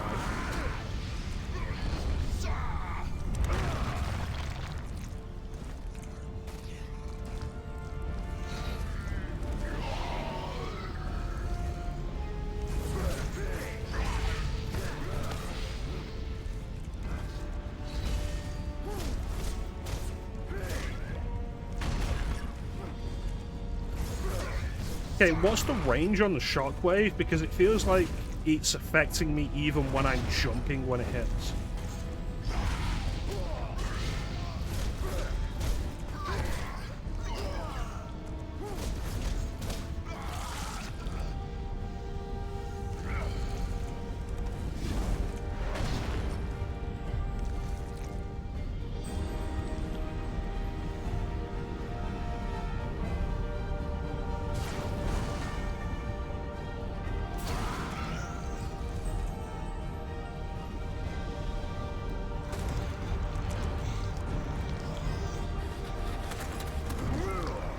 Get ready, big guy. I'm gonna put things in your butt. Here we go. In the butt.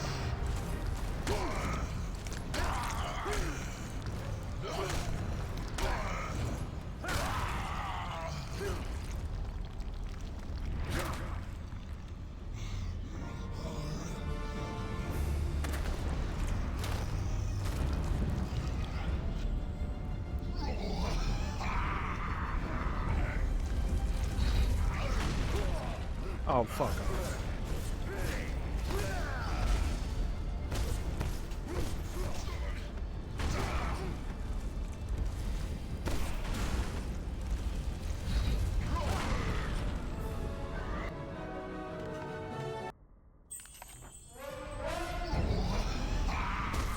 Are you fucking kidding me? They've started the entire fight again, and I have none of my magic? I had magic when I started this fight. What fucking bullshit, mate?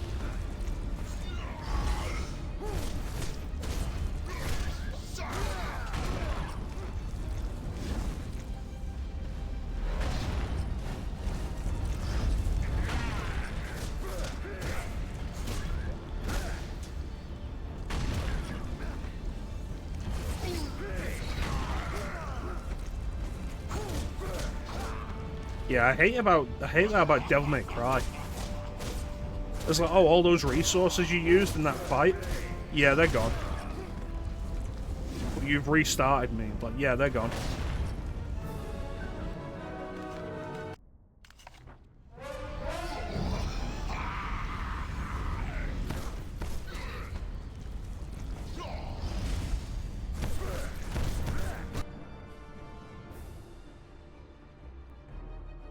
We're on the second phase of the fight now, though. Now that I've reloaded it again. What the fuck?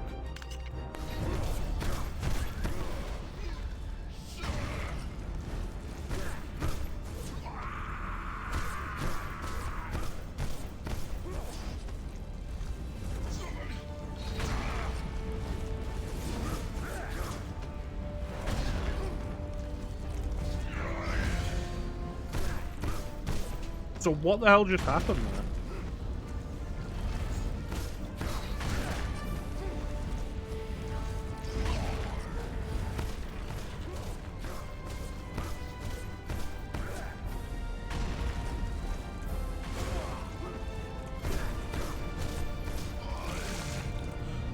Thank you, Ninja.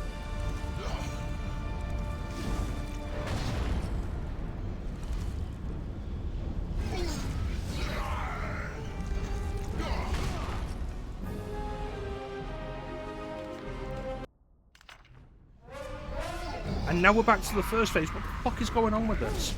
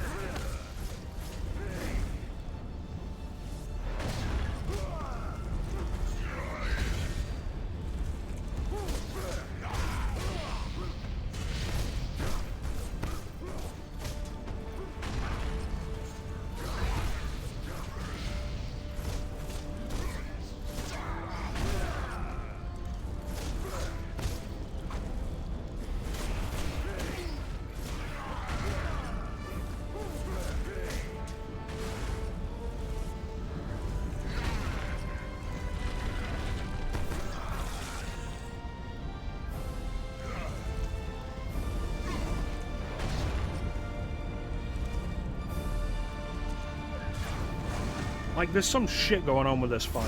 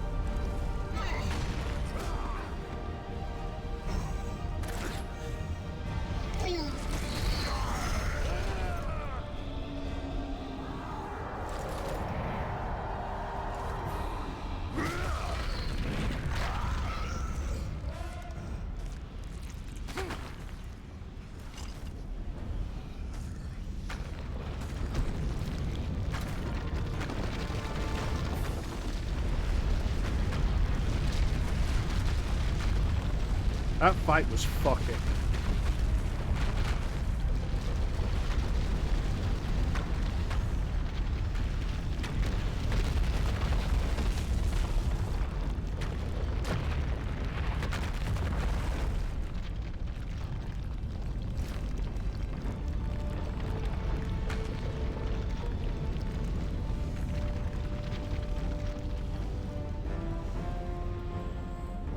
I underestimated you. You are a worthy rival.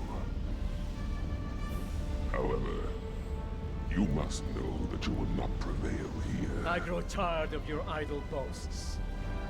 Trust me, they will be the last thing you will ever hear.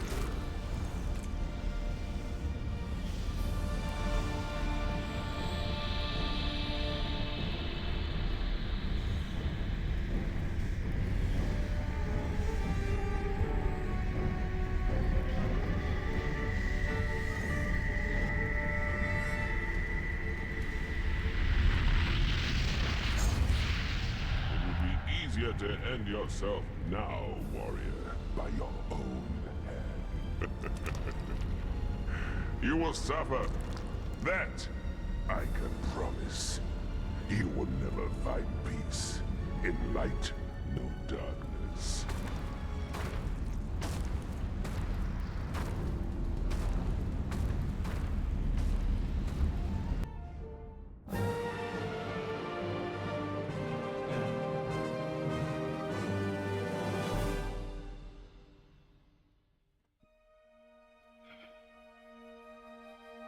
Are we back?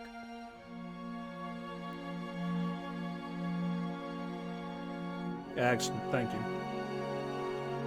I didn't want to pause it during that cutscene.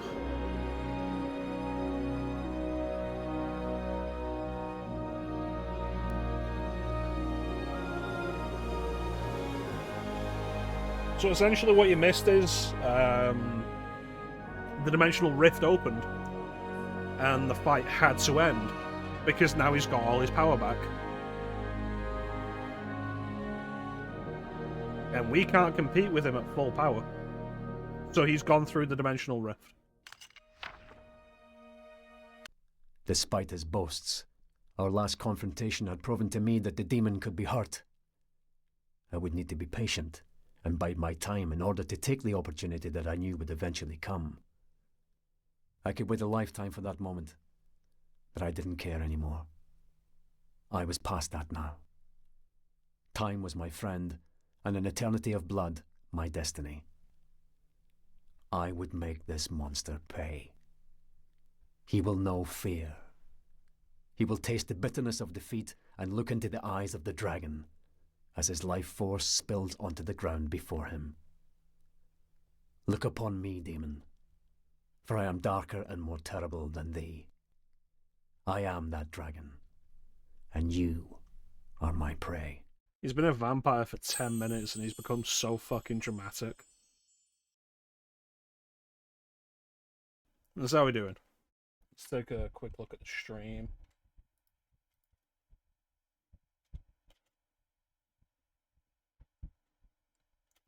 Yeah, it seems like we're doing well.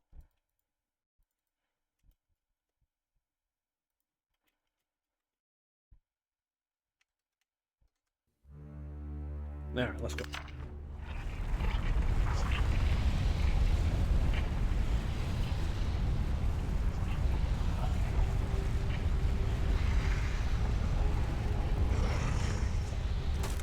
So I think going back to the question of are these DLCs worth $10?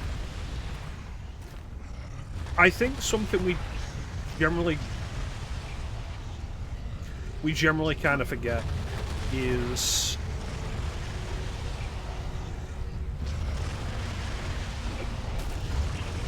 DLC used to be less for more, I think, in a lot of cases. Expansions were huge, and then that gave rise to DLC. And DLC was smaller but quite pricey for a long time, I think. And now we do get the stuff like Separate Ways for $10, which is a full, 5-chapter campaign. So I think for the time, this was probably a standard price.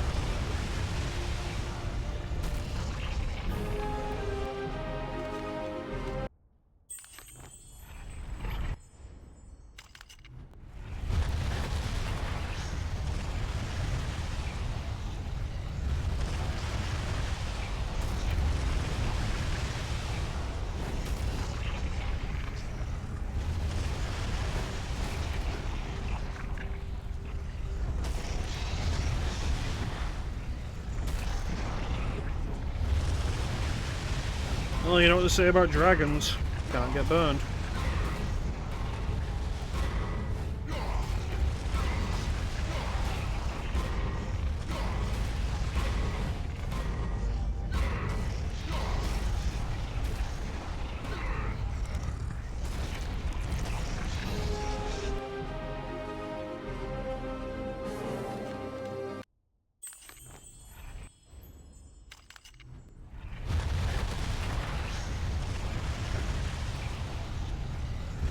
I feel like this is also something of a trend that we forget about as well, of DLCs not only feeling cheaper in production quality to the main game, also feeling way worse balanced.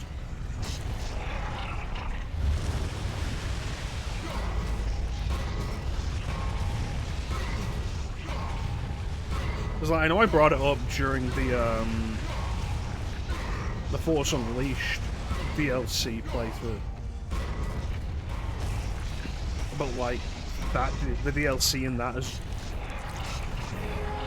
why is it a game over there as well?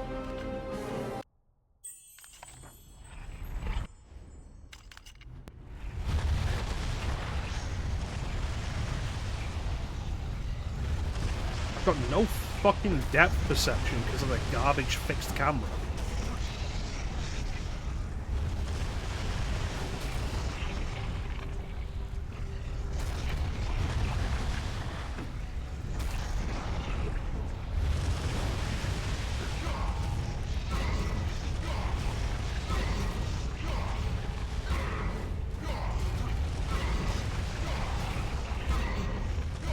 But yeah, the DLC in The Force Unleashed always felt glitchy and broken.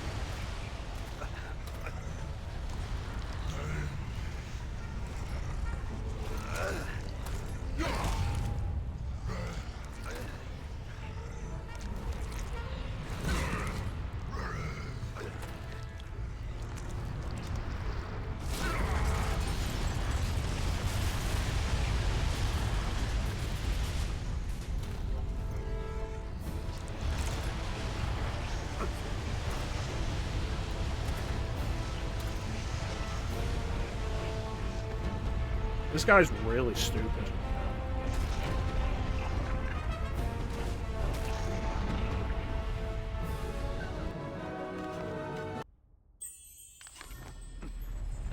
There's clearly something there.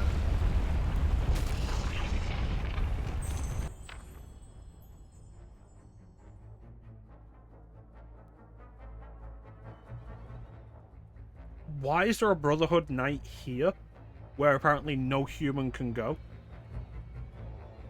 Witchcraft and sorcery, I don't believe in such ancient dominant prophecies or the power of supernatural or so for this, but I was selected to carry a bloodload of the elders of the older insisted blah blah blah, fuck off.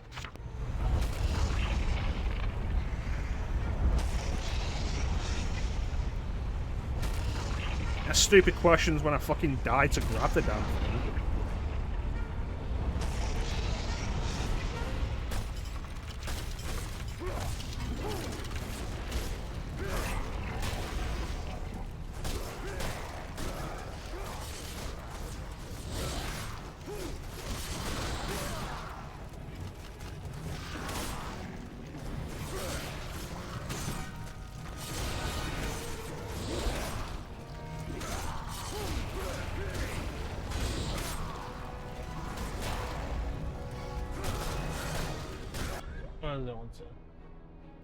Belmont Ainsland, thank you so much for the follow.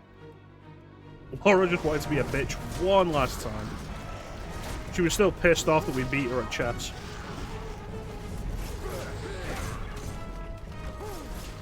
Alright, Ninja. Try and get back before we get to the box.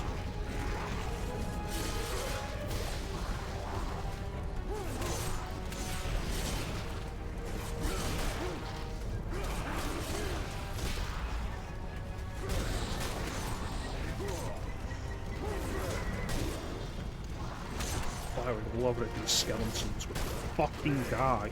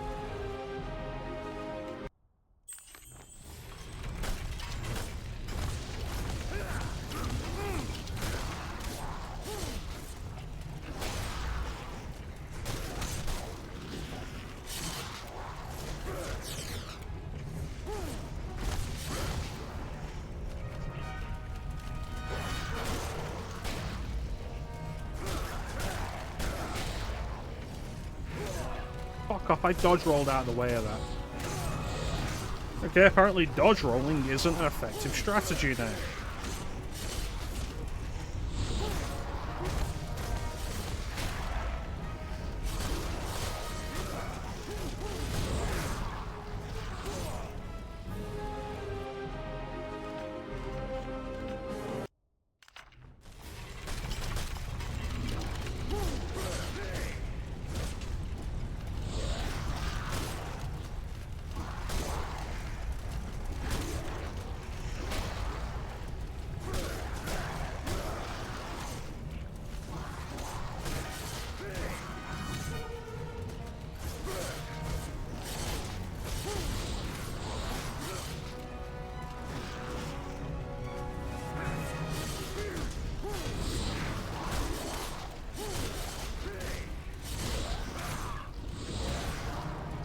I can't even see what angle they're coming at me from properly.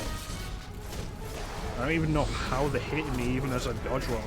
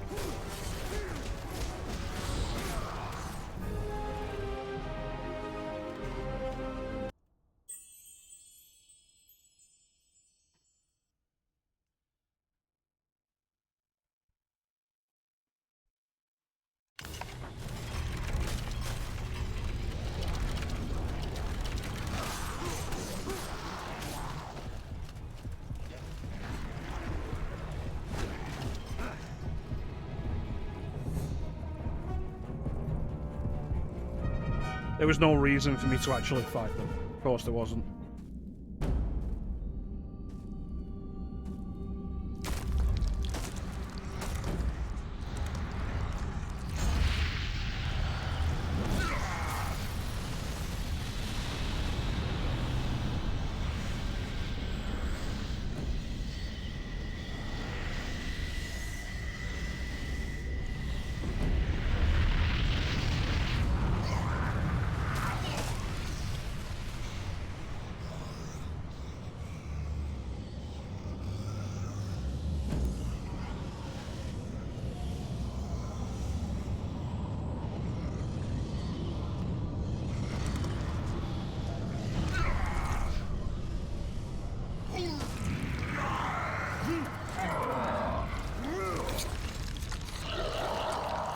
So the only thing those skeletons were, like, no, I died like 4 times to the skeletons because they're bullshit.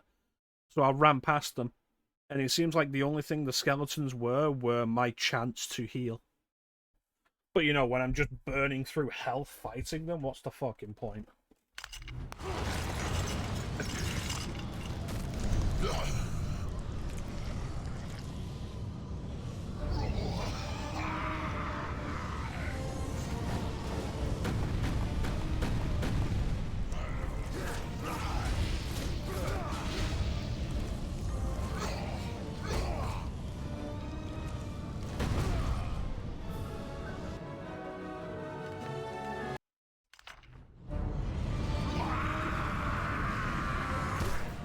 So it is just a standard minimum level of health it puts me at from a checkpoint.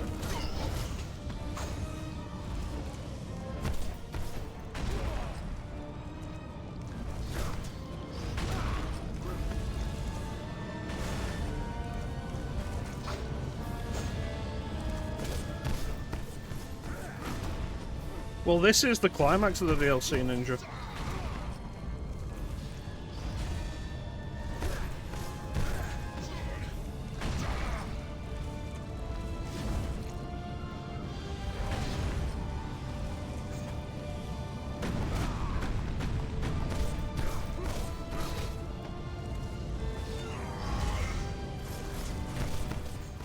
I have to keep jumping in the air to do damage to him.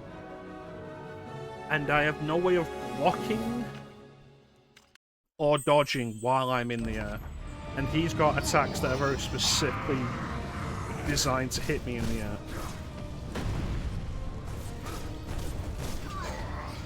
Like, pretty much all of his AoE attacks hit you while you're in the air as well.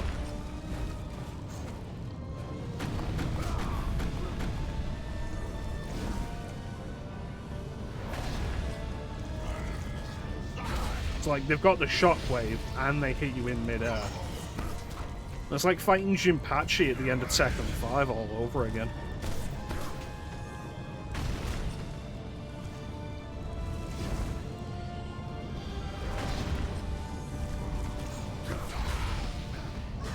Like, is this just me complaining because I'm not good at this? I'd like to say no. I feel like I've done well enough during this entire playthrough to have that in my favour.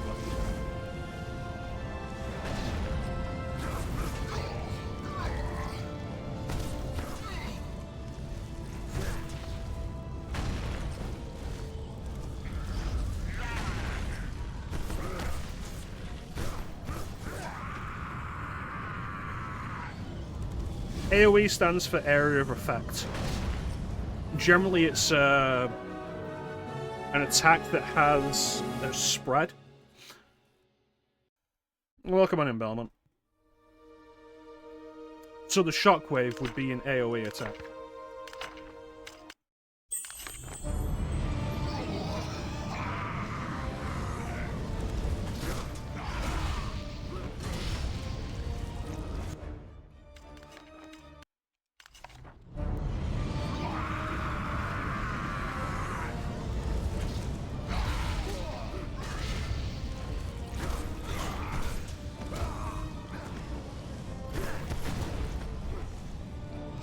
It's mostly a term you hear in MMOs. If you don't play a lot of MMOs, it's fairly reasonable that you wouldn't have heard it before.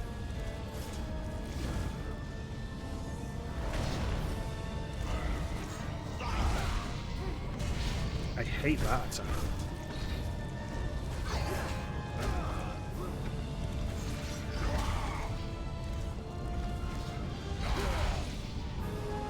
Why did that hit me? Like, I feel like it's more egregious because it hit me and went to slow-mo as I died, and you could see that it didn't hit me.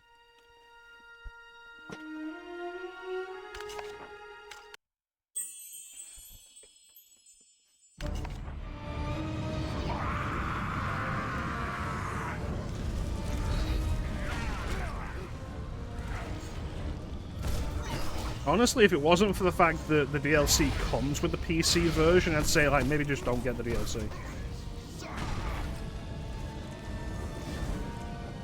It's like, I remember last time I did the Castlevania marathon, and we just stopped playing Lord of Shadow 2 during the DLC because it was garbage.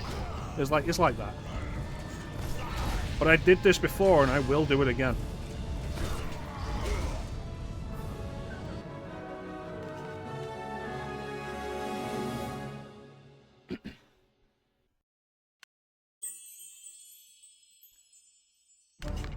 Fucking hands are sweaty on the controller.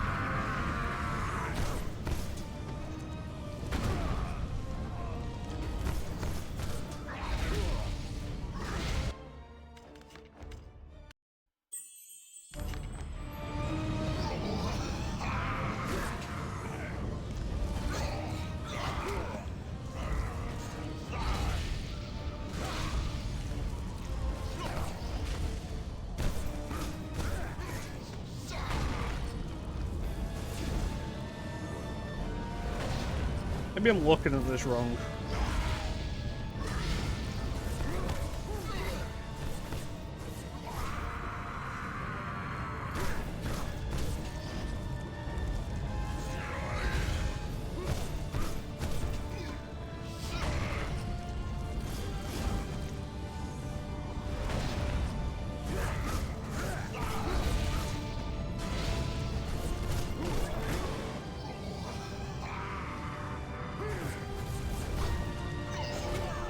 That didn't fucking hit me. Fuck off. That also clearly didn't hit me. I'm sorry, is there less time for collision testing in DLCs?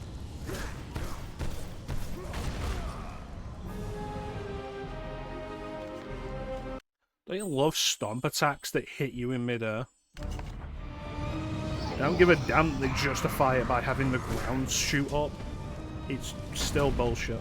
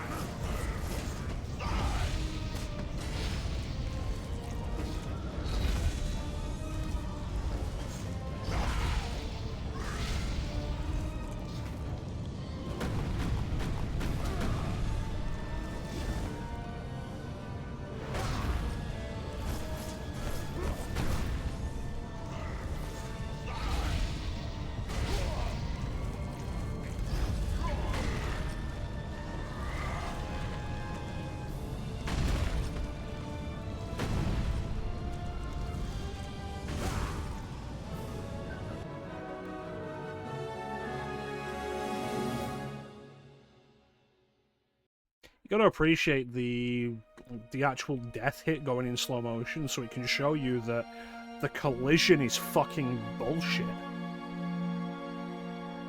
We can get that on instant replay and see that I died before he was within 10 feet of me.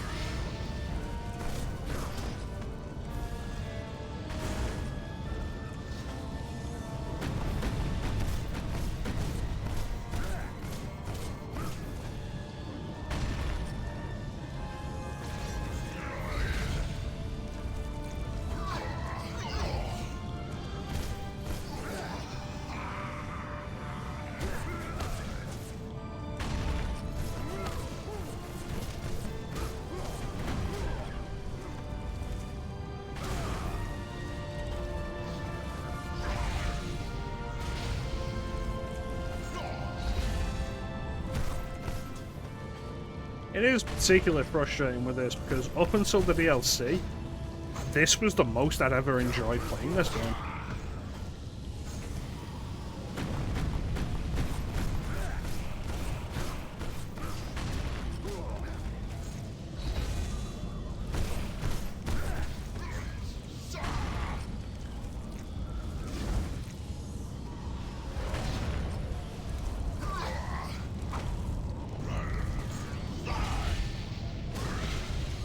That didn't touch me.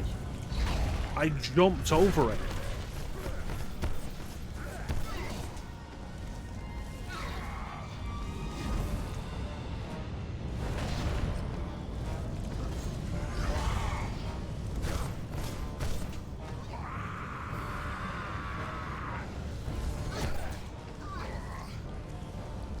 Yeah, I didn't go in the DLC last time because we've been going for like 5 hours and I wasn't sure how long the DLC would take me.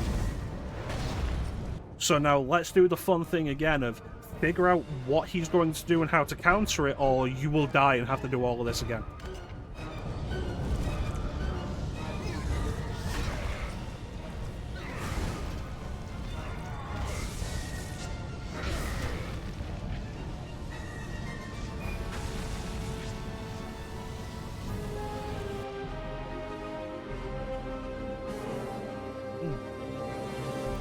The fucking stream dies.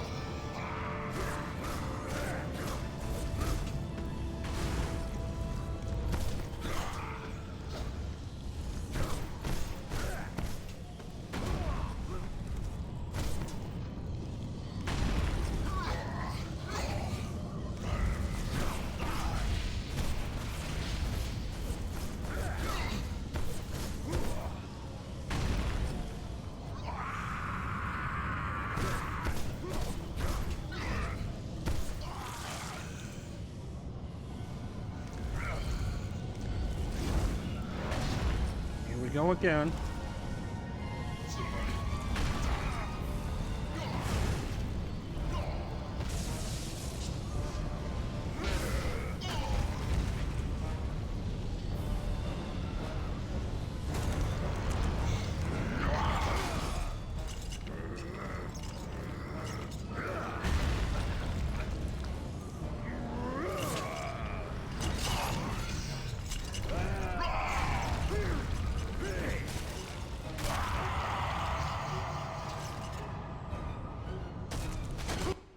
Fucking kidding me, the stream's disconnected again.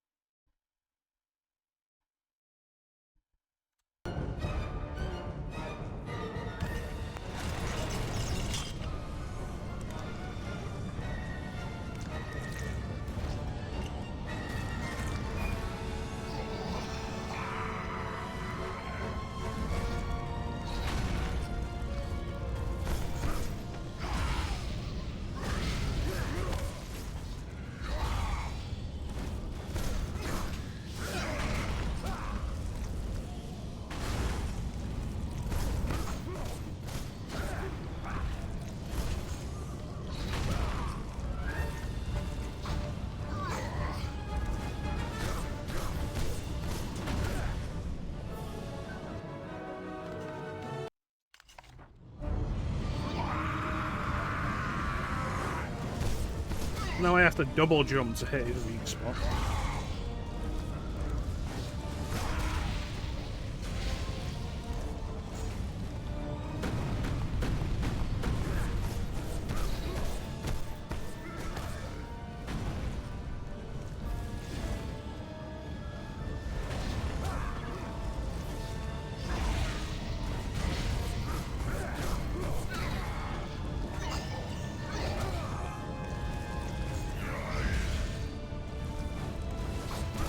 Okay, so you definitely can't just do a perfect counter to build up that meter.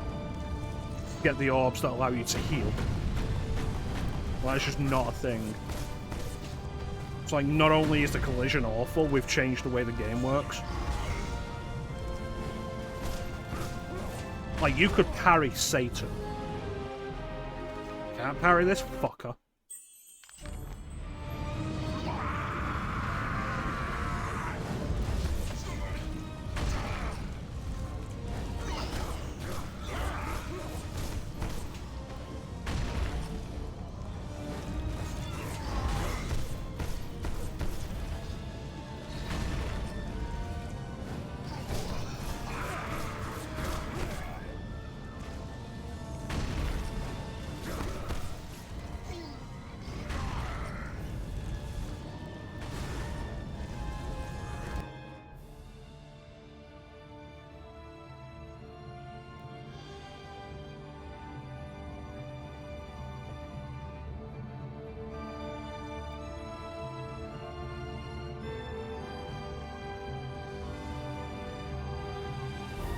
Fucking love when stream just will not hold together at all during all moments.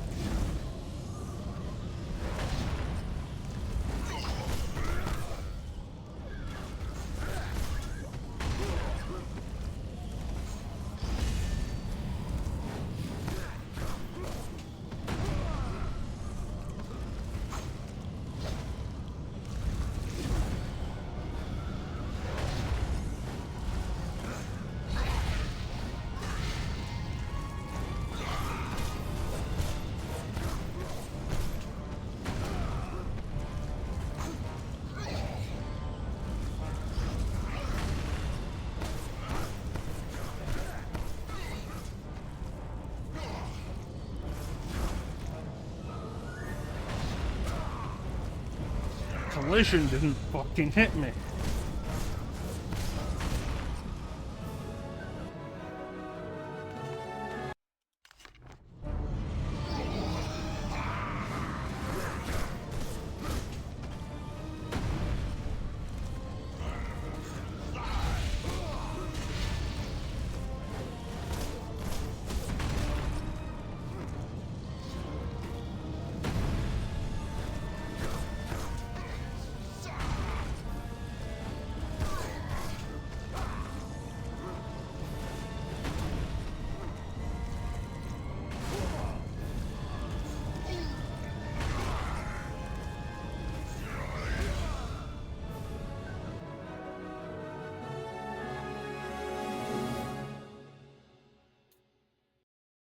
Tip, all of the Forgotten Ones' standard attacks are unblockable.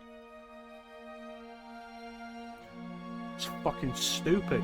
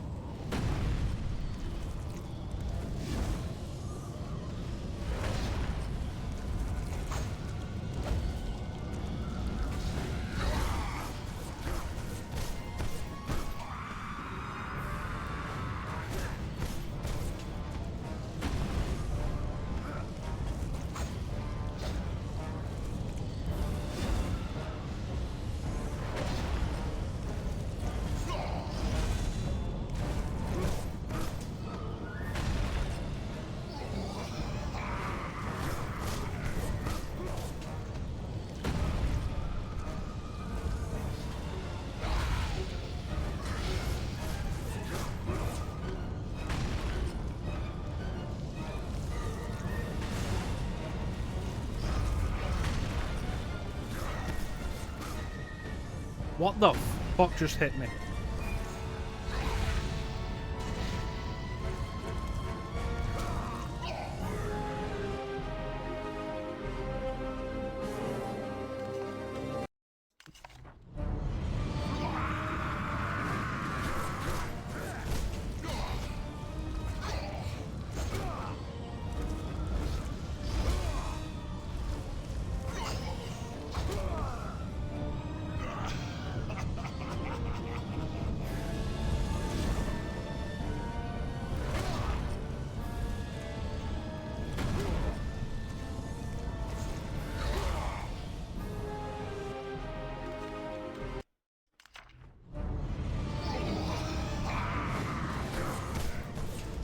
What's particularly frustrating about this sequence is how many of my attacks don't actually do damage because they have to hit that very specific spot on his shoulder that I have to double jump to even get a chance of hitting.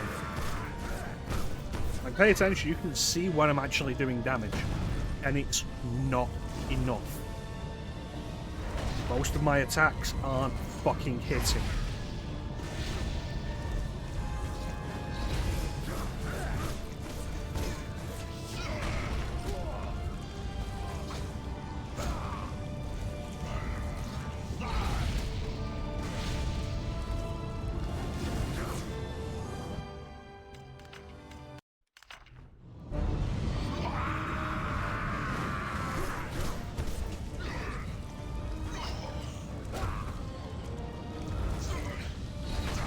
So the hitbox of every one of his attacks is fucking huge.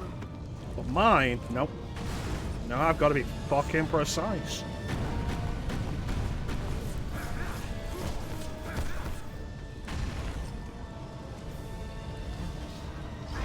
This is honestly it.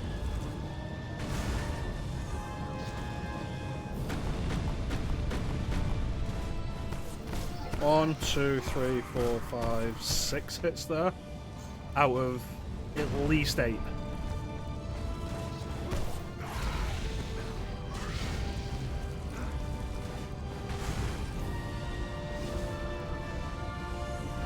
It's not even just that it's only a certain area. It's only a certain area that I can only hit if I double jump right now. And even then, only if I'm lucky, while he has, I've counted so far, 4 attacks specifically to knock me out of the air from wherever I am around him. Plus the numerous other attacks that can hit me while I'm in the air. No, we're fucking restarting this again.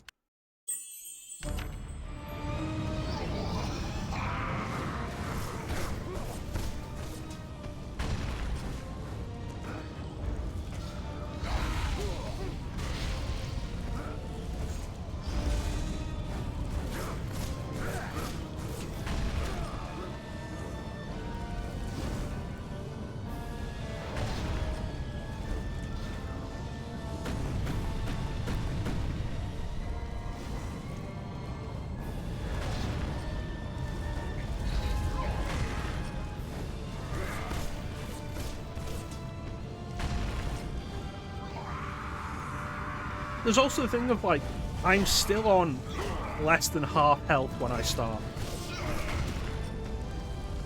With no refills of magic at all. The only instance they've given me where I could possibly have done a refill was fighting, honestly, some of the most bullshit skeletons I've encountered in the game. That the game didn't say was a separate enemy, but was absolutely a separate fucking enemy from regular skeletons. But I lost more health fighting than I did anything else.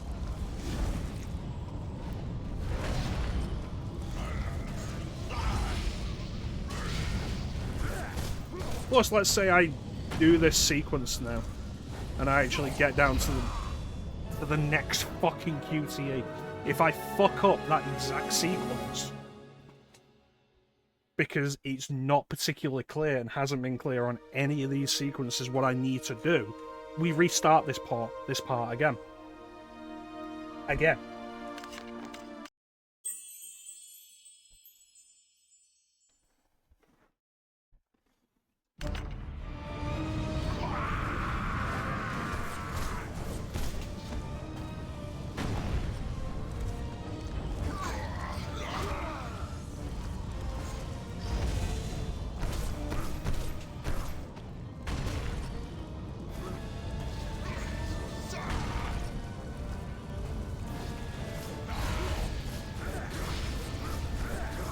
I love how none of that fucking hit.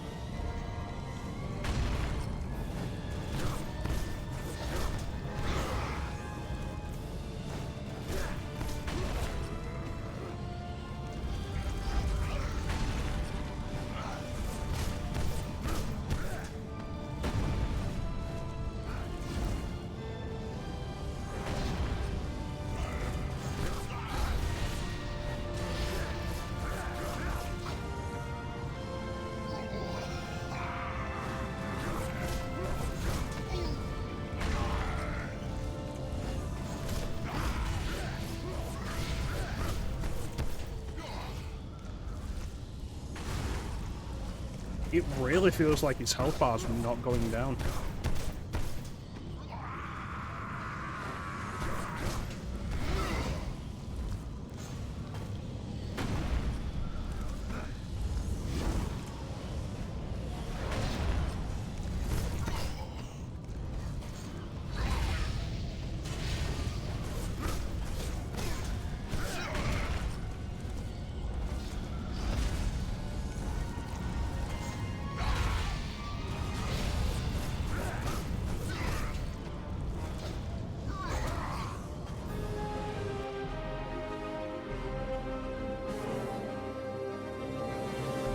There's a lot of things that we should probably get here, Ninja.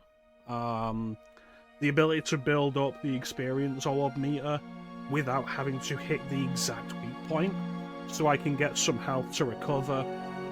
The ability to reliably fucking hit the enemy. My dodge is actually working. Something I can block. No, this is the worst.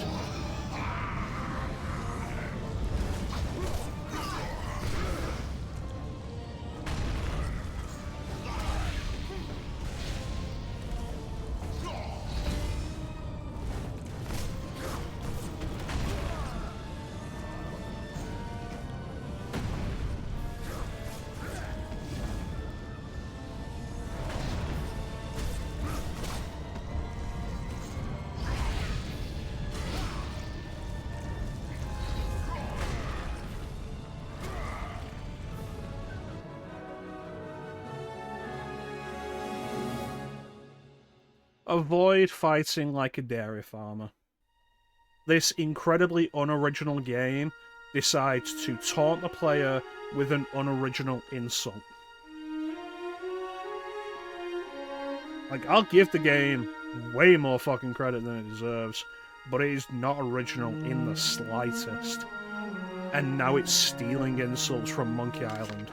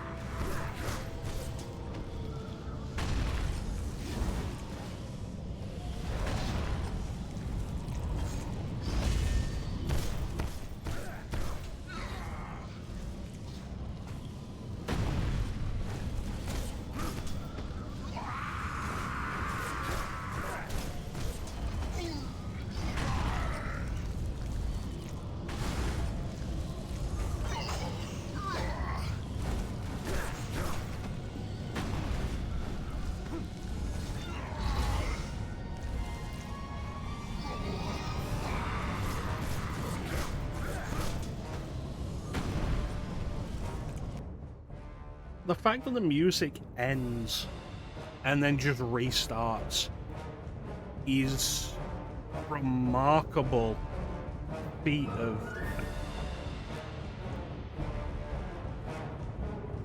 laziness, ignorance. That's something that was forgivable in early CD games when they were still figuring out how to run CD quality audio with a loop. The fact this game came out in 2011 and is like, oh yeah, we can't figure out how to loop the boss track.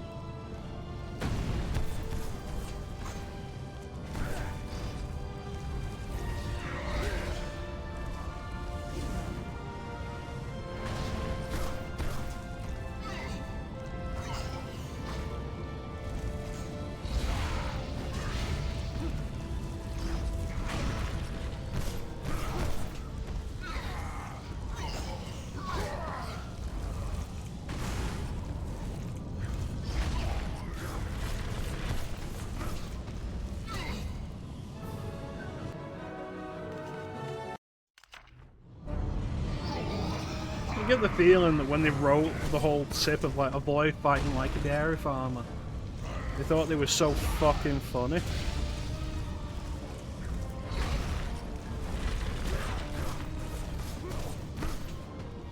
But oh, you've died several times to the most bullshit boss of the game.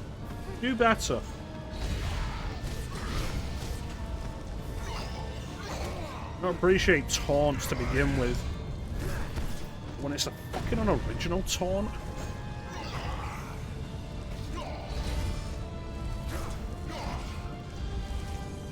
Taunt that at this point was at least 20 years old.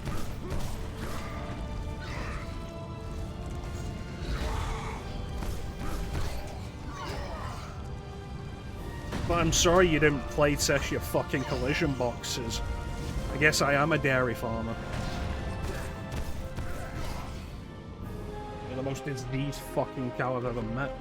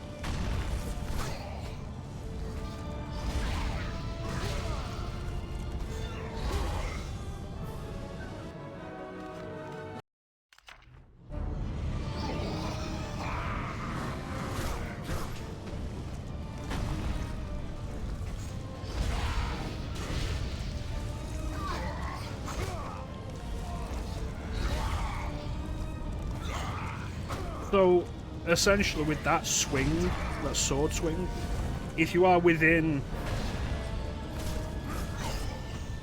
probably a 10-foot circle around him, you are getting hit because there is no way you can dodge where it won't hit you. And the dodge has no iframes.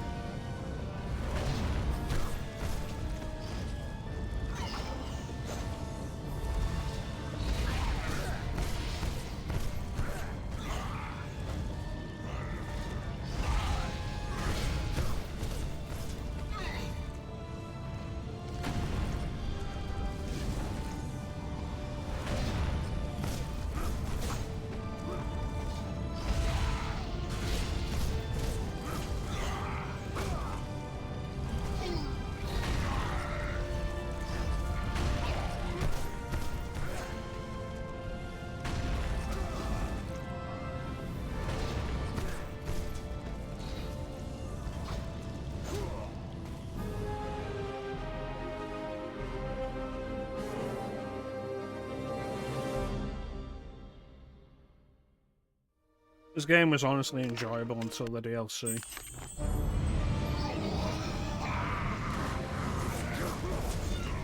Oh great, I love how none of those attacks fucking hit.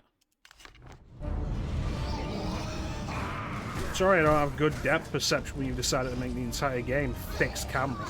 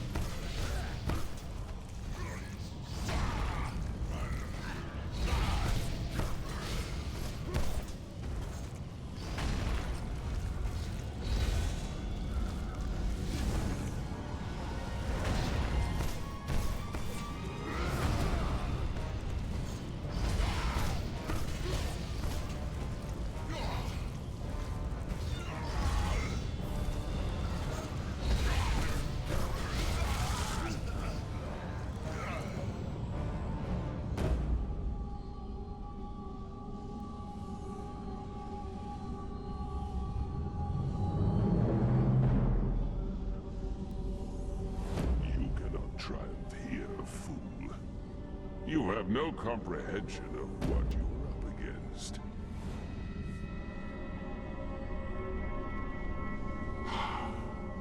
The seal is open.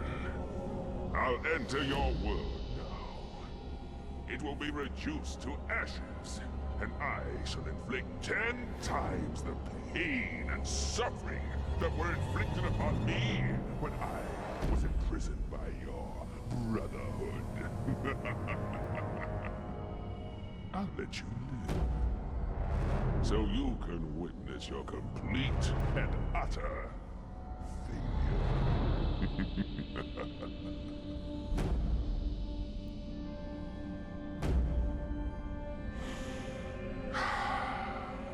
freedom at last.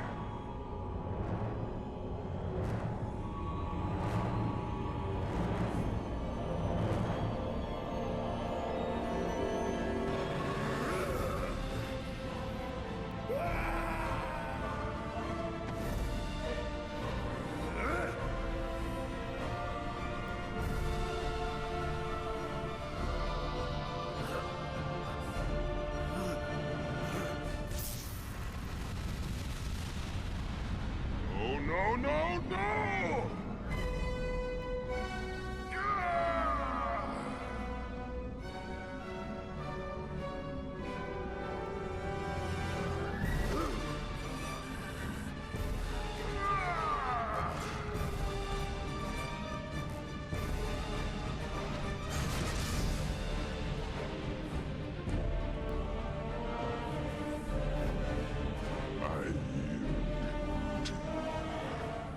Mercy, my liege.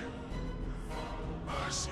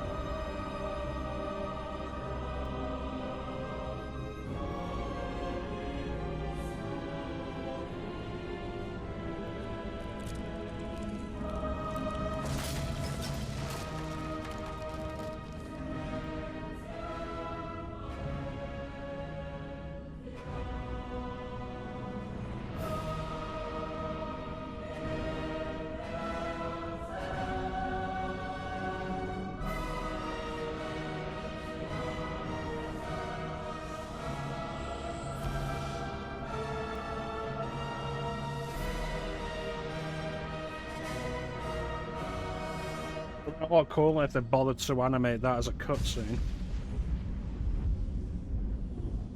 that stands out more than the rest because this chapter was entirely in engine cutscene, except for that one.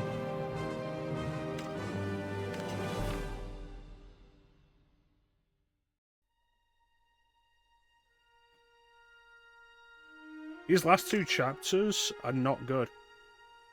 Like, the rest of the game's about, like, a 7, 8 maybe, out of 10. But these last two chapters are garbage. Especially this one.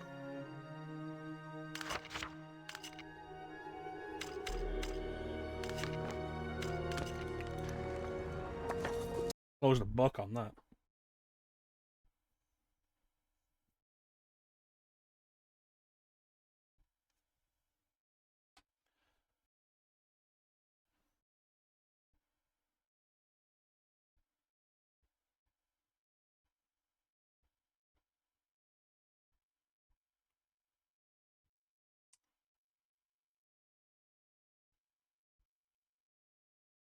Where's the wheel of Castlevania?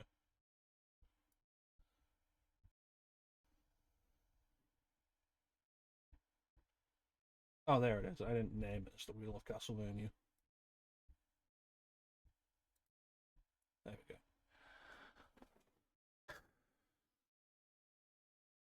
What are we playing next?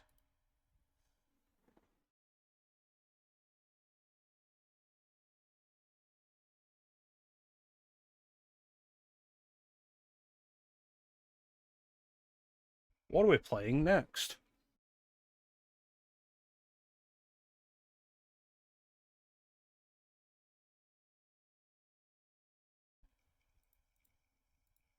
What are we playing next?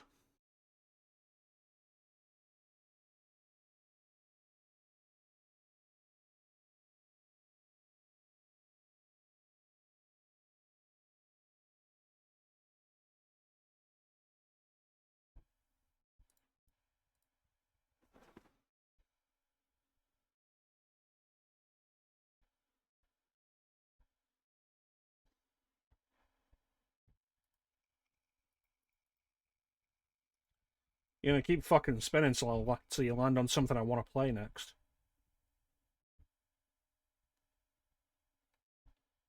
Yeah, whatever. Fuck it. Symphony of the Night.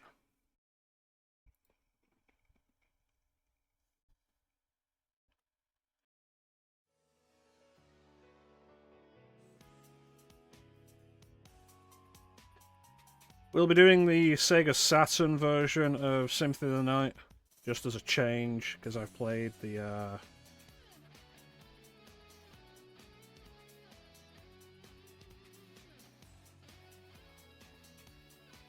played the PS1 version on stream numerous times.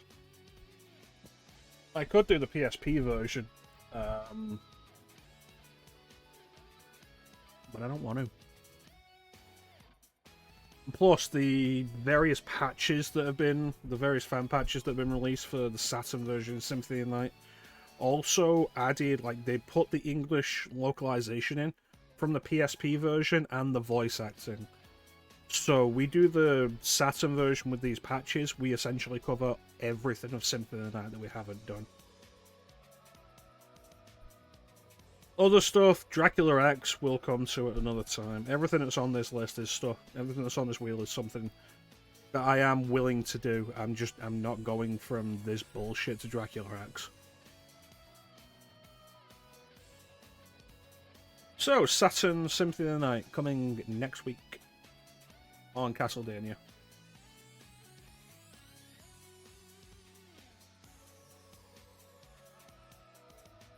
I don't know what the intermission music I have for this is. Oh, it's Lost Painting. Right.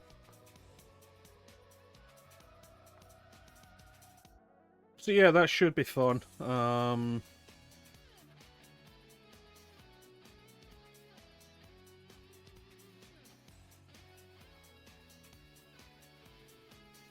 Maybe I'll do it 100%, like get the good ending. We'll have to see, honestly, because getting the good ending in Symphony of the Night is tedious. There's not really another word for it.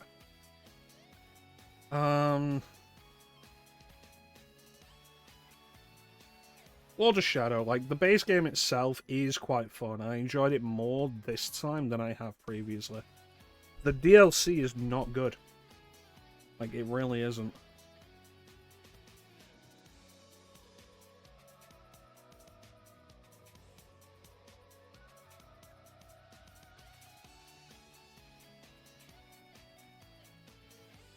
I don't recommend that. Yeah, watch the DLC. If anything, just watch the concept art cutscenes of the DLC. Because all you need out of it is how did Gabriel become Dracula? That's it.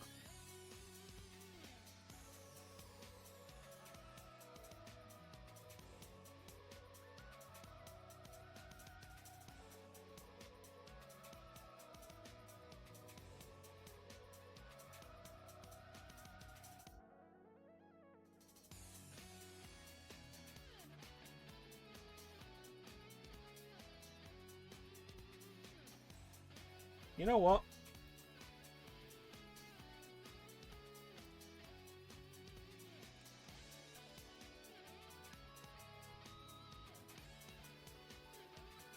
Go.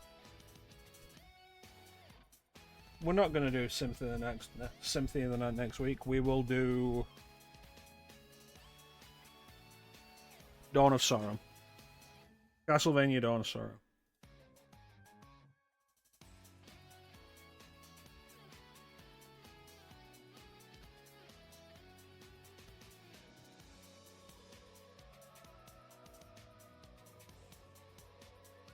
Dawn of Sorrow will be a good time. It's a game that I didn't finish on stream before anyway.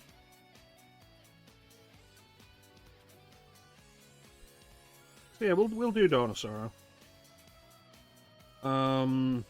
It's available on the Dominus collection, which I've shown off. I used it to stream. Order of Ecclesia, but we'll actually stream a ROM hack version. Dawn of Sorrow Definitive Edition Plus. Which, give me a second. I will get the patch notes to explain why.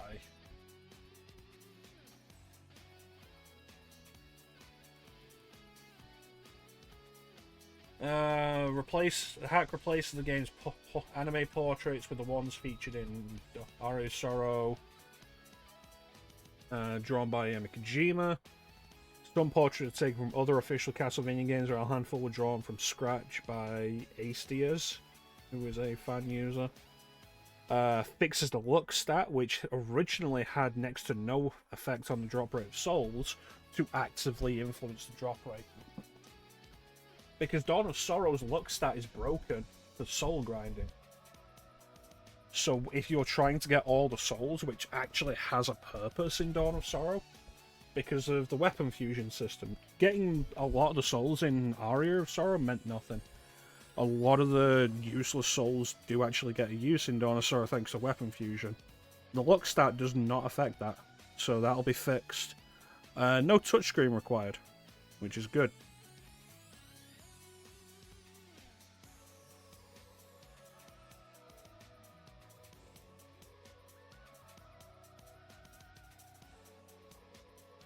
Because Castlevania Dawn of Sorrow has touchscreen gimmicks, where you have to draw a seal to kill every boss. Almost every boss. Doesn't affect the last boss. Or the Dimitri fight. Yeah. So you end up having to draw a seal that gets more complicated as the game goes on. In the height of battle, like in the heat of the moment in battle, and if you fuck it up, which is very easy to do, then the boss regains health and you keep going. Imagine it like in Lords of Shadow, where if we fucked up a quick time event, we had to do a sequence again. We had to like get the boss health down again. Imagine that, but it's worse because it's a touchscreen gimmick. So that's gone.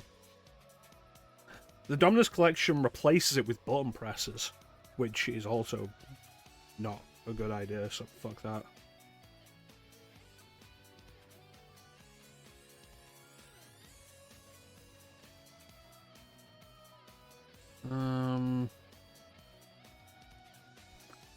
Also changes the location of the Black Panther Soul, which was the speed boost. You get it behind the throne room in Aria of Sorrow, so it has some use. In Dawn of Sorrow, you get it right near the end, like the end. This replaces it, puts it behind the throne room again, so you can actually get some use out of it. So that is the version we're playing, Dawn of Sorrow Definitive Edition Plus. Which, let's see.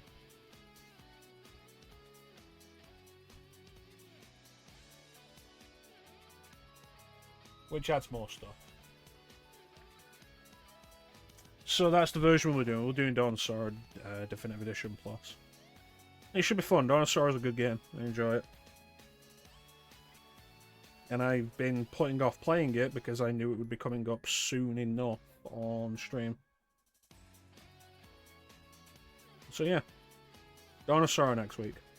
I've decided to veto the wheel, as is my right as the streamer. Yeah, I want to thank everybody for joining the stream. I always really appreciate the support. Big special thank you to everybody in the chat. Chat is always the best part of the stream. Panda, Icy, Clem, Ninja, Belmont, and thank you to Belmont for the follow. Chat is the best part of the stream. We'll be back, I think, on Wednesday with Blood Omen 2, Legacy of Kain. As stated previously, we will be postponing Paper Mario to finish off the Legacy of Kain series. And we're going to do Blood Omen 2 and then Defiance.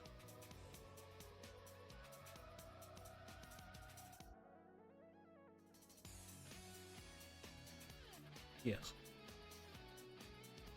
So that should be fun. Apologies about the lack of reasonable conversation during the Forbidden One fight, the Forgotten One fight. You guys know I don't like it when I start getting frustrated at a game, but it was bullshit and I stand by that. It's done, and we're not going to do it again.